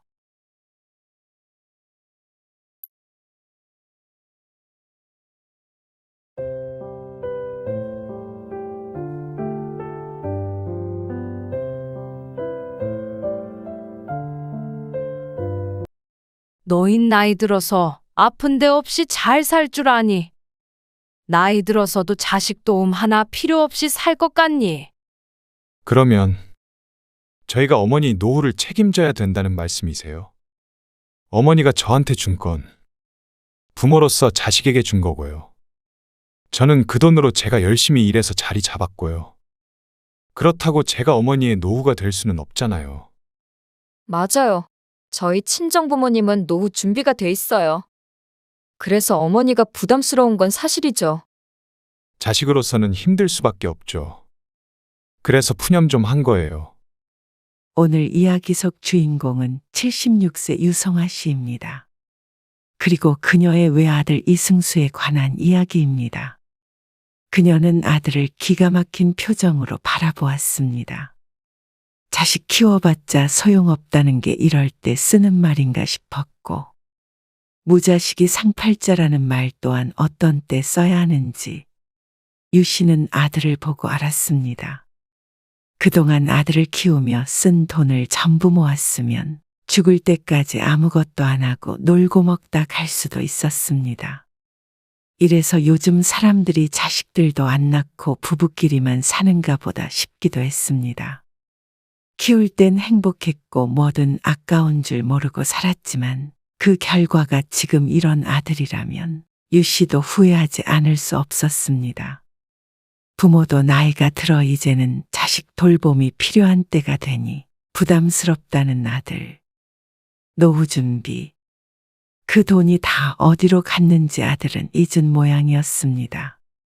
유 씨는 결혼할 당시에 양가 도움 하나 없이 식을 올렸습니다. 시댁은 형편이 넉넉하지 않아 도와줄 상황도 아니었고 친정도 여유로웠던 건 아니라 큰 지원을 해주지도 못했습니다. 외동아들이었던 남편은 결혼 전부터 대가족을 이루는 게 꿈이라고 했지만 현실적인 벽에 부딪혀야만 했습니다. 그냥 하나 낳아서 잘 기릅시다. 하나 키우기도 힘든데 여럿 낳아도 전부 교육시키고 뒷바라지할 자신도 없었습니다. 그리고 그 당시에는 하나 낳아 잘 기르자는 분위기가 있었던 터라 주렁주렁 낳으면 무식하다는 사람도 있었습니다. 그런데 하나만 낳았어도 인생이 쉽지는 않았습니다. 남들은 다들 잘 살아가는 것 같은데 유 씨 부부는 뭘 하든 실패했죠. 함께 칼국수 집을 차렸다가 실패하기도 해봤고 작은 슈퍼마켓을 차렸다가 실패하기도 해봤습니다. 그러다가 우연한 기회에 시장에서 건어물 가게를 차려 제법 성공했다고 할 만한 결과를 만들어냈습니다. 장사는 잘 됐고 그 사이에 집도 사게 되었고 아들도 원하는 공부를 시켰습니다. 대단한 부자는 아니었지만 남들처럼 평범하게 사는 정도가 될 수 있었습니다. 얼마나 더 모으면 되겠어? 1년 정도만 바짝 모으면 되지 않을까? 시장에 새들어 있던 건어물 가게를 인수할 계획을 오래전부터 하고 있었습니다. 얼추 그만한 돈이 모아졌을 무렵이었습니다. 아버지, 저 사업을 좀 하고 싶어요. 좋은 대학을 나와 직장 생활을 하고 있던 아들이 어느 날 말했습니다. 회사는 때려치우려고. 남편도 유 씨만큼이나 의아해 보였습니다. 아무래도 그래야 사업을 하겠죠. 무슨 사업? 그러자 휴대폰 관련 사업을 하겠다는 아들. 유 씨도 남편도 전혀 알지 못하는 분야이기 때문에 이러쿵 저러쿵 말을 얹지는 못했습니다. 다만 안정적인 월급을 주는 직장을 그만둔다는 것이 마음에 걸렸습니다. 그리고 이어지는 아들의 말에 더욱더 염려가 됐습니다. 아직 모아둔 돈이 많지가 않아서요. 조금 도움을 주셨으면 좋겠어요. 모아둔 돈도 없이 어떻게 사업을 한다는 거야? 초기 자금이 좀 필요하니까요. 자신은 있는데 어머니 아버지가 조금만 도와주시면 꼭 성공할 수 있어요. 간절하게 말하는 아들. 하지만 유 씨 부부도 여유 자금은 거넘을 가게를 옮길 돈뿐이었습니다. 근데 갑자기 왜 휴대폰 사업을 한다는 거야? 아, 그게 아는 후배가 그걸로 정말 큰 돈을 벌었거든요. 그 후배가 도와준대요. 남편은 아들의 대답을 탐탁지 않아 했습니다. 가게를 우리가 인수할 건데 그 돈 모으려고 엄마 아빠가 고생 많이 했다. 아들도 그건 모르지 않을 것이었습니다. 알죠? 1, 2년 안에 회수해서 갚을게요.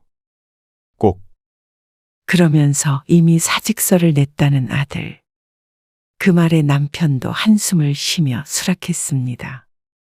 직장도 그만뒀다는 아들을 백수로 만들 수는 없었으니 말이죠.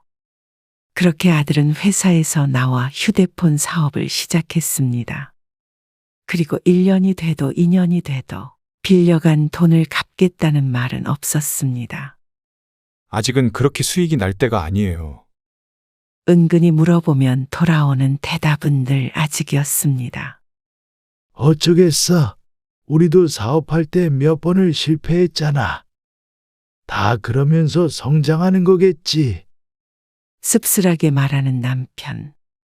하지만 유 씨 부부와 아들은 다른 점이 있었죠.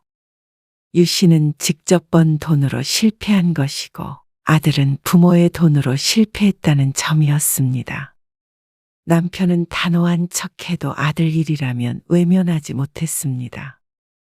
그리고 그건 유 씨도 마찬가지여서 빌려간 돈 갚으라고 독촉도 한 번 못했습니다. 그렇게 몇 년간 죽어라 고생해서 남편과 함께 돈을 다시 모았습니다. 그래서 원하던 대로 가게는 인수할 수 있었지만 유 씨는 혼자가 되었습니다. 지병으로 남편은 세상을 떴고 반년이 채 지나기도 전에 아들은 갑작스런 소식을 전해왔습니다. 결혼할 친구가 있어요. 기쁜 소식이었지만 마냥 기뻐할 수만도 없었습니다. 가게를 인수하며 목돈을 쓴 터라 아들 결혼시킬 만한 돈이 안 되었습니다. 그래도 아들이니 집 한 채는 해줬으면 했는데 쉽지 않을 것 같았죠. 결혼할 거면 너도 모아둔 돈이 있는 거지? 그런데 30 넘은 아들의 입에서 황당한 말이 나왔습니다. 모아둔 돈은 많지는 않아요. 최근 들어 사업이 잘 된다고 몇 번 이야기를 들었는데 모아둔 돈은 없다는 아들. 아직은 투자를 더 많이 해야 돼서요. 한참 힘들다가 자리 잡기 시작한 지 얼마 안 됐다고 말했습니다. 그래도 수입이 있으니 결혼한다고 했겠지만 그래도 아무것도 없는 상태로 하는 결혼 생활이 얼마나 힘든지 알기 때문에 앞날이 깜깜해 보였습니다. 저희는 지원해 줄 만큼 넉넉지가 않아서요. 상견례에서 예비 사돈이 말했습니다. 집을 양가해서 반씩 해주자는 말에 대뜸 돈이 없다며 고개를 젓는 예비 사돈. 돈 있으면서 안 도와주면 나쁜 부모지만 없는 걸 어쩌겠어요. 저희 먹고 살기도 바빠서 그리고 솔직히 이렇게 일찍 결혼하겠다고 할 줄은 몰랐고요. 20대 후반인 예비 며느리를 두고 하는 말이었습니다. 아니면 작은 집을 구하거나 전세로 구해도 되고요. 유 씨는 가지고 있는 선에서는 최대한 지원을 해줄 생각이었습니다. 그런데 상대방의 반응이 웃겼습니다. 솔직히 우리 딸이랑 나이 차이도 많이 나는데 반반 하자고 할 줄은 몰랐네요. 5살 차이가 나는 유 씨의 아들이 마음에 들지 않는 눈치였습니다. 차라리 주신다는 그 돈을 저 주시고요. 저희 집에 들어와서 살라고 하세요. 황당한 말에 유 씨가 할 말을 잃었습니다. 그 집에 들어가 사는데 돈까지 줘야 한다니. 그런 조건이면 차라리 유 씨네 집에 들어오라 그러는 게 나았죠. 하지만 어디에 살든 맘 편히 살 수 있을 리가 없었습니다. 상견례를 마치고 돌아와서 유 씨는 심란한 마음이었습니다. 결국 집 문제는 해결이 안 됐고 구체적인 계획은 자식들 통해서 정하자고 하고 헤어졌습니다. 그래서 그 돈으로 전세를 얻으라고 할까? 아니면 유 씨의 집이나 가게를 담보로 대출을 좀 더 받아서 줄까? 고민을 하게 되었습니다. 그러던 찰나에 문득 떠오른 바가 있었습니다. 그리고 휴대폰을 들고 남동생에게 전화를 걸었습니다. 웬일로 전화를 했어? 엄마 집에서 내가 들어가서 살까 하고. 갑자기 그게 무슨 말이야? 다음 달부터 모시고 가서 살겠다고 했잖아. 그랬는데 내가 엄마 집으로 들어가게. 그래서 너한테 물어보는 거지. 너는 괜찮은지? 유 씨의 80대 노모가 근처에서 홀로 살고 있었는데 그 땅과 집이 오래전에 유 씨의 남동생이 산 곳이었습니다. 대신 유 씨는 멀리 사는 남동생 대신 자주 왔다 갔다 하며 어머니를 챙겼습니다. 그곳에서 유 씨의 어머니가 혼자 거주하다가 연로해진 탓에 곧 유 씨가 모시고 살 예정이었습니다. 그러면 엄마가 더 좋아하시겠네. 아파트 싫다고 그러셨으니까. 사실상 남동생 집이나 마찬가지이니만큼 그곳에서 유 씨가 살려면 허락을 받아야 했죠. 그리고 나는 멀리 사니까 못 가잖아. 누나가 옆에서 좀 챙겨드려. 남동생과 통화를 마친 후에 유 씨는 아들에게 전화를 걸었습니다. 엄마, 너희 할머니네 집에 들어가서 살려고. 갑자기 그게 무슨 말씀이세요? 그러니까 엄마 집에서 너희가 들어와서 살아. 엄마가 보태주기로 한 돈으로 리모델링 하면 되잖아. 아들은 유 씨의 말을 듣고는 잠시 생각했습니다. 그러면 저희는 너무 좋죠. 유 씨도 좋은 아이디어라고 생각했습니다. 위치도 나쁘지 않고 크기도 적당해서 아들 부부가 앞으로 아이 낳고 살아도 괜찮은 곳이었습니다. 그렇게 아들은 대릴사위로 들어가지도 않고 대출을 받지도 않고 25평 아파트에서 신혼생활을 시작할 수 있었습니다. 유 씨는 늙은 어머니와 함께 살며 보살펴 드릴 수 있으니 오히려 잘한 선택이라고 생각했습니다. 아들은 결혼한 지 2년 만에 손주를 낳았습니다. 그리고 손주를 낳은 지 1년쯤 지났을 때 아들이 유 씨를 찾아와서 말했습니다. 7천만 원만 좀 빌려주세요. 갑작스레 큰 돈을 빌려달라는 아들. 하던 사업이 잘 안 되는 모양이었습니다. 차라리 직장에 계속 다녔다면 지금보다 훨씬 상황이 나았을 텐데 유 씨는 아들에게 소갯말을 하진 못했습니다. 저희 살고 있는 아파트 담보로 대출받으면 되잖아요. 그리고 제가 갚으면 어머니는 신경 쓸 것도 없고요. 어차피 아들에게 준 것이나 마찬가지였습니다. 그러니 아들이 잘 갚기만 하면 아들 말처럼 유 씨가 신경 쓸 일이 없었죠. 그래서 유 씨는 보름 뒤 7천만 원을 아들에게 송금해 주었습니다. 그리고 또 몇 달 뒤 유 씨는 아들에게 좋지 않은 연락을 할 수밖에 없었습니다.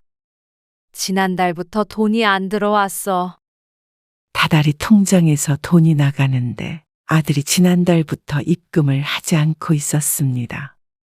처음엔 사정이 있겠거니 했지만 이번 달에도 그러자 연락을 할 수밖에 없었습니다. 요즘 좀 힘드네요. 설마 했었는데 좋지 않은 예감이 들었습니다. 이거 못 갚아주면 안 돼. 유 씨도 노후 자금 때문에 여전히 건어물 가게를 하고 있었지만 대출을 갚다 보면 노후 자금이 쌓일 리가 없었습니다. 하지만 다음 달도 그 다음 달도 아들은 죽는 소리를 하며 미뤘습니다. 너 이럴 거야. 결혼할 때 리모델링하고 남은 돈도 다 줬잖아. 사업이 그렇게 잘 안 되면 다른 방법을 찾아봐야지. 애도 있는데 어떻게 하려고 그래? 유 씨가 잔소리를 하자 아들이 대답했습니다. 저도 노는 게 아니라 열심히 일하고 있어요. 경기가 안 좋아서 그런 걸 저보고 어떻게 하라는 거예요. 그렇다고 늙은 엄마한테 대출까지 갚으라는 건 너무한 거 아니니? 엄마도 여기저기 아파서 이제 일 그만하고 싶어. 그만하시면 되잖아요. 그럼 대출금은 어떻게? 그리고 엄마 늙으면 네가 책임져 줄 거야? 사업만 잘 되면 당연한 거 아니에요? 아들의 말에 유 씨는 한숨만 쉬었습니다. 이미 대출받은 걸 물을 수도 없고 누군가는 갚아야 할 텐데 하필 그게 유 씨의 명의라 책임을 피할 수가 없었습니다.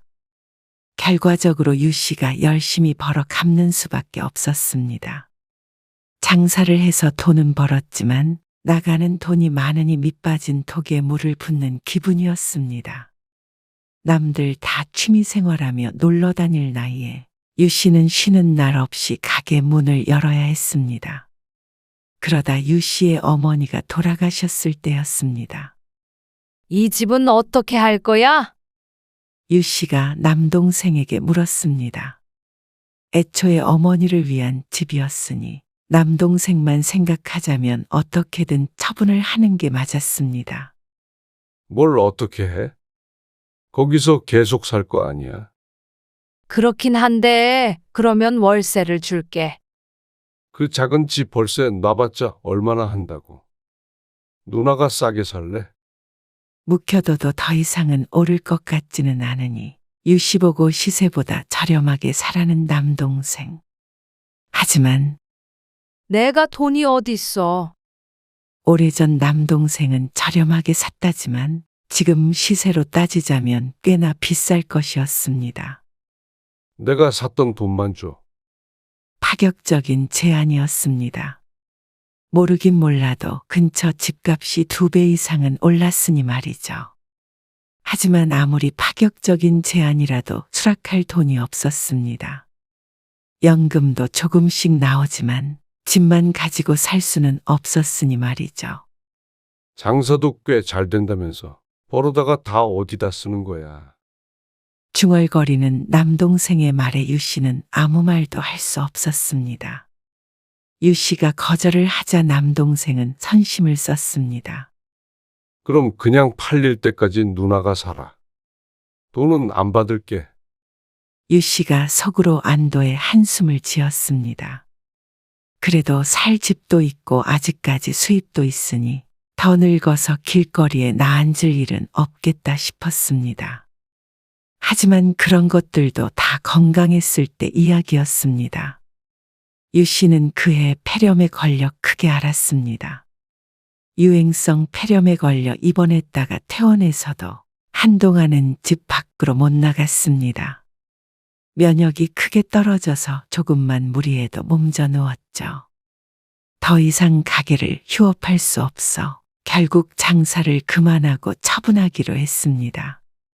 앞으로 벌 돈과 이래서 이를 건강을 따져보면 지금 처분하는 게 현명한 결정일 듯 했죠.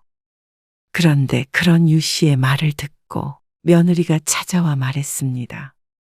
어머니, 그 가게 제가 어머니 대신하면 어떨까요?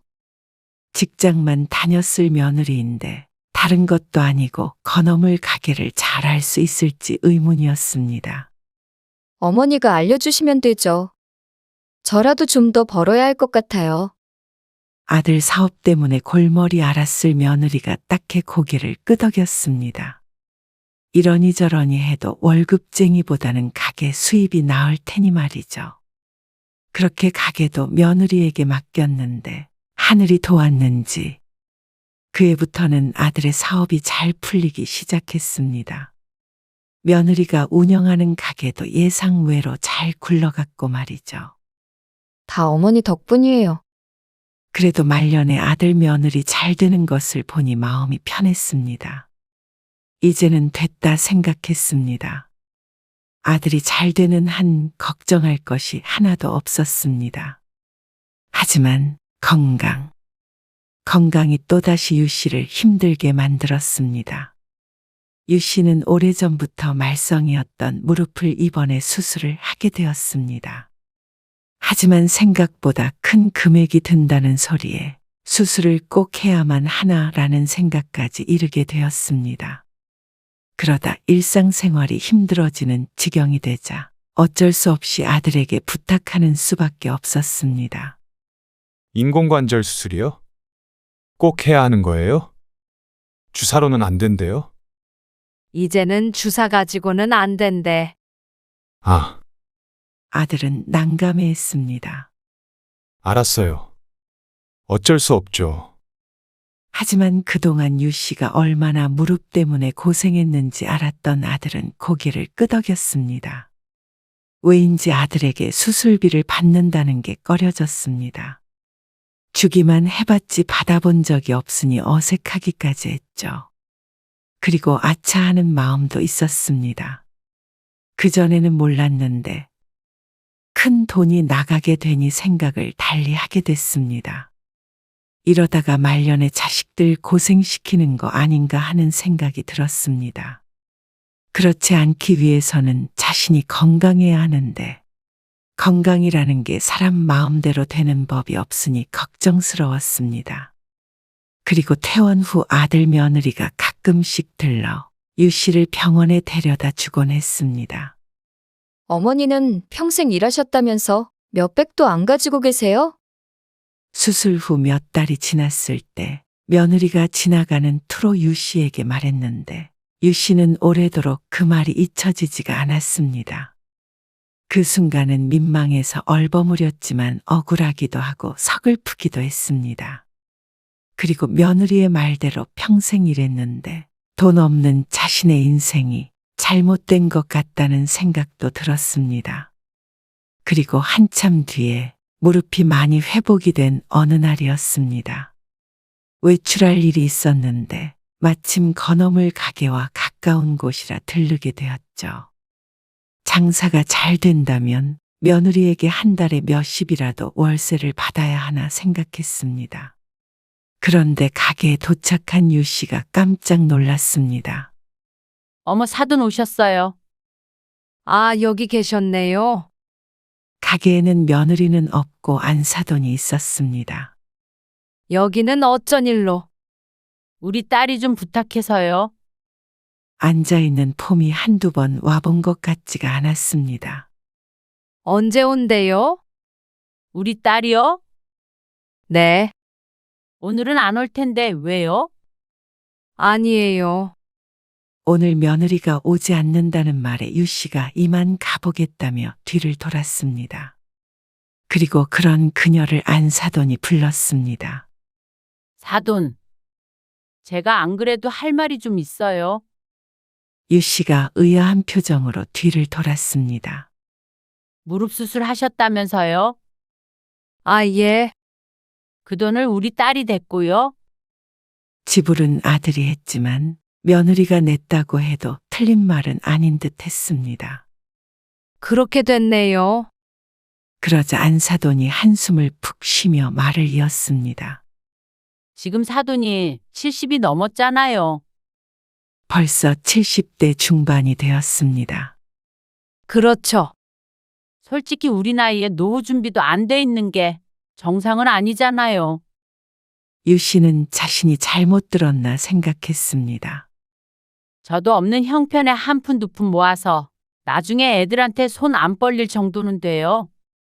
근데 어떻게 병원비가 없어서 애들한테 달라고 그래요? 한창 나이인데 늙은 부모 봉양하며 살게 하시려 하세요? 제 딸이 왜 그렇게 고생해야 하는데요?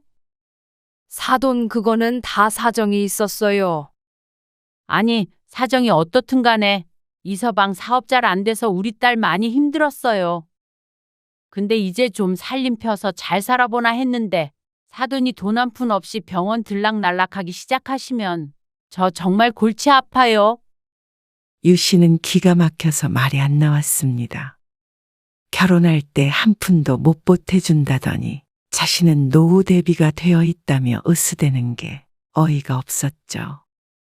하지만 어떻게 생각해보면 현명했던 건 자신이 아니라 사돈인 듯 했습니다. 결국 말년에 자식 도움 안 받을 수 있는 사람은 자신이 아니라 사돈이었으니 말이죠. 말씀이 심하시네요. 이 가게도 제 거예요. 이런 구멍가게 같은 게 얼마나 한다고요? 그리고 장사해서 돈 벌고 있는 건 제 딸이고요. 저한테서 돈 가져간 게 그 두 사람이에요. 저는 적어도 자식들 힘들 때 외면하지 않았어요. 그리고 제 건강은 제가 알아서 하겠습니다. 나이 들어서 아들 며느리한테 의탁해서 살 생각 없어요. 걱정 마세요. 그런 말을 하고 나와버렸지만 정말로 그럴 수 있을지는 자신이 없었습니다. 실제로도 그런 말을 하고 얼마 안 돼서 유 씨는 병원에 가게 되었습니다. 크게 아팠던 것은 아니었고 단순 감기였지만 작은 병 키워서 크게 만들지 말자는 생각에 병원에 갔죠. 어디세요? 때마침 걸려온 아들의 전화. 병원에 왔어. 그러자 아들의 한숨 소리가 들려오는 듯 했습니다. 어디가 또 편찮으세요? 그건 아니고 그냥 감기야. 드릴 말씀이 있어서요. 어머니 집으로 갈게요. 유 씨는 전화를 끊고 고개를 갸웃거렸습니다. 집으로 찾아올 만큼 중요하게 할 말이 있나 싶었습니다. 유 씨가 병원에서 나와 집에 도착했고 몇 분 지나지 않아서 아들이 며느리와 함께 집으로 들어왔습니다. 무슨 할 말이 있길래 여기까지 왔어? 그게 저희 살고 있는 집이요. 그게 지금 어머니 명의잖아요. 이제 저한테 주셔도 되지 않을까 해서요. 그거는 네가 그때 세금 많이 낸다고 안 된다고 했잖아. 아들이 결혼할 당시에 사돈의 성화에 잠깐 그런 의논도 한 적이 있었는데 아들이 세금이 어쩌고 저쩌고 하여 그대로 놔두기로 한 것이었습니다. 그리고 아파트에 관한 자잘한 세금들은 모두 유 씨가 냈고 대출도 받아서 아들 대신 유 씨가 갚아야 했습니다. 그런데 이제 와서 그 명의를 달라는 아들이 이상했습니다. 돈 버는데 세금이 무서워서 증여를 못 받겠어요? 어차피 자식이 너 하나인데 지금 받아야 해? 이것도 아들이 유 씨에게 했던 말이었습니다. 유 씨가 죽으면 자연히 아들에게 갈 집이기 때문에 그때 아들의 말을 듣고 고개를 끄덕였던 기억이 있었습니다. 미리미리 정리해야죠. 어차피 준 것이나 마찬가지였던 아파트. 이렇게 찾아와서 이전에 달라는데 거절하는 것도 이상했습니다. 하지만 사돈이 유 씨에게 했던 말을 떠올리자 선뜻 그러겠다고 하는 것도 마음에 걸렸죠. 고민하다 아들의 재촉에 어영부영 고개를 끄덕인 유 씨. 그런데 아들 며느리의 대화를 우연히 듣고는 유 씨는 마음을 고쳐먹었습니다. 애를 사돈에게 맡겨놨다며 저녁은 못 먹겠다고 아들 며느리가 일찍 자리에서 일어났습니다. 둘이 나가고 얼마 안 돼서 유 씨도 자리에서 일어났습니다. 답답해서 바람 좀 쐴 겸 나갔다가 아직 가지 않고 옆 건물 골목 사이에 서 있는 아들 며느리를 발견했습니다. 아들은 담배를 피우며 앞에 며느리를 세워두고 대화를 나눴습니다.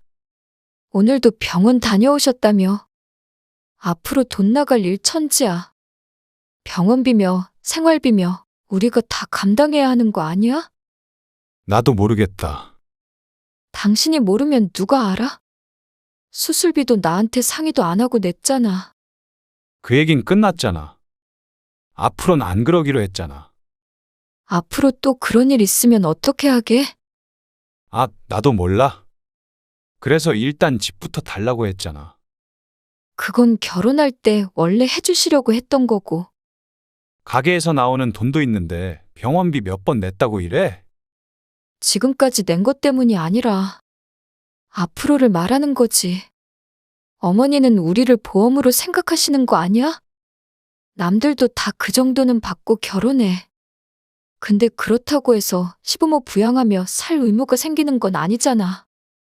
그러면 우리 노후 준비는 어떻게 해? 그래서 어떻게 하라고? 집 받고 어머니랑 연이라도 끊으란 거야? 아니, 왜 나를 나쁜 사람을 만들어? 상황이 답답하니까 그렇지. 100세 시대라는 말이 나는 제일 무서운 것 같아. 어머니 뒷바라지를 20년 넘게 더 해야 된다는 소리잖아. 며느리의 말에 아들은 인상을 쓴 채로 말없이 담배만 태웠습니다. 아들 며느리의 대화에 유 씨가 충격을 받은 건 내심 자식에게 바래왔기 때문인지도 몰랐습니다. 가진 걸 다 주었으니 아들이 잘 되면 자신의 노후도 생각해 주길 아주 조금이라도 마음속으로 바랬던 것 같았습니다. 아니라고 생각했지만 인간의 마음이란 똑같은 것이니 말이죠. 그제서야 유 씨는 후회가 됐습니다. 사돈이 똑똑했고 자신이 멍청했습니다. 그렇게 해서 아들이 잘 되면 유 씨도 행복할 줄 알았습니다. 하지만 자식도 부모처럼 생각하는 것이 아님을 몰랐던 것이죠. 아들이 담배를 다 태웠는지 골목을 나왔습니다. 그러고는 서 있는 유 씨를 발견했죠. 어머니, 왜 나와 계세요? 산책하려고. 아들과 며느리가 유 씨의 눈치를 보았습니다. 너희 나이 안 들을 줄 아니? 유 씨도 아들이 원망스러울 수밖에 없었습니다. 100세 시대가 무섭다는 며느리의 말, 유 씨가 오래 사는 게 무섭다는 며느리의 말에 대답이 없던 아들이 야속했습니다. 그러면 저희가 어머니 노후를 책임져야 된다는 말씀이세요? 아들이 입을 열었고 유 씨는 총이라도 맞은 듯 했습니다. 어머니가 저한테 준 건 부모로서 자식에게 준 거고요. 저는 그 돈으로 제가 열심히 일해서 자리 잡았고요. 그렇다고 제가 어머니의 노후가 될 수는 없잖아요. 차가운 아들의 말에 유 씨는 눈물을 흘렸습니다. 어머니가 노후 준비가 안 돼 있으면 자식으로서는 부담스러울 수밖에 없죠. 그래서 푸념 좀 한 거예요. 그래, 그러면 내가 준비해놨던 내 노후는 돌려줘라. 무슨 말씀이세요? 너희가 쥐고 있는 것들이 다 너희 거니? 그게 누구 것인지 잊고서 그런 소리 하는 거야. 집도 가게도 내 거야. 그러면 다 돌려줘. 너희한테 죽을 때까지 절대 손 벌리지 않을 테니. 집은 명의만 안 바꿨지 이미 저 준 거였고요. 가게는 운영은 애엄마가 하잖아요. 그 가게 처분해도 얼마 안 나와요. 1푼이 나오든 2푼이 나오든 어쨌거나 모든 걸 원위치 해놓자. 그래놓고 노후 대비가 됐는지 안 됐는지 따져보고 그것들 없이도 너희가 노후 준비를 할 수 있는지 그것도 생각해보면 되잖아. 어머니, 그건 너무하신 거죠. 저희가 여태 어머니한테 한 게 있는데요. 그런 말 말아라. 그렇게 따지면 나도 너희한테 못해준 거 없으니까. 아무리 자식이라고 해도 부모 껍데기까지 벗겨가려고 하니. 그냥 서로 해주지도 말고 바라지도 말자. 그렇게는 못하겠어요. 왜 못해? 너 세금 무서워했잖아. 좋은 방법 알려주는 거야. 내 돈 내가 다 쓰고 죽으면 누구도 세금 안 낼 거 아니니? 가게는 내일부터 출근하지 말어라. 바로 처분할 거니까. 어머니, 그리고 집도 이번 주 내로 비워라. 그것도 처분할 거니까. 그게 그렇게 쉽게 될 줄 아세요? 내 집을 내가 왜 못 처분해? 너희가 안 나간다면 시간이 조금 걸릴 뿐이지. 결국엔 쫓겨나게 될 거야. 이참에 너희 힘으로 다시 시작해봐라. 유 씨는 아들 며느리를 뒤로하고 집으로 들어가 버렸습니다. 눈물은 흘렀지만 마음은 어느 때보다도 단단했습니다. 이렇게 굳은 결심을 언제 해봤나 싶었죠. 유 씨는 다음 날 아침 일찍 사람을 불러 가게에 있는 물건을 전부 빼고 매대도 처분해 버렸습니다. 그리고는 열쇠를 바꾸고 부동산에 내놨습니다. 그리고 아파트도 변호사를 찾아가 명도 소송을 준비했죠. 역시나 일주일 뒤에도 아들은 그 집을 나오지 않았고 얼마간의 시간이 흐른 뒤 아들에게 소장이 송달된 이후로는 전화에 불이 났습니다. 집에 찾아오기도 했는데 얼굴을 보았자 득될 것이 없을 듯해서 전화를 받지도 문을 열어주지도 않았습니다. 아들은 유 씨의 집에 머물 법적인 권한이 없었습니다. 아들은 소송이 제대로 진행되기도 전에 그 집에서 나와버렸습니다. 그리고 그날 아들에게서 유 씨를 원망하는 장문의 메시지가 왔습니다.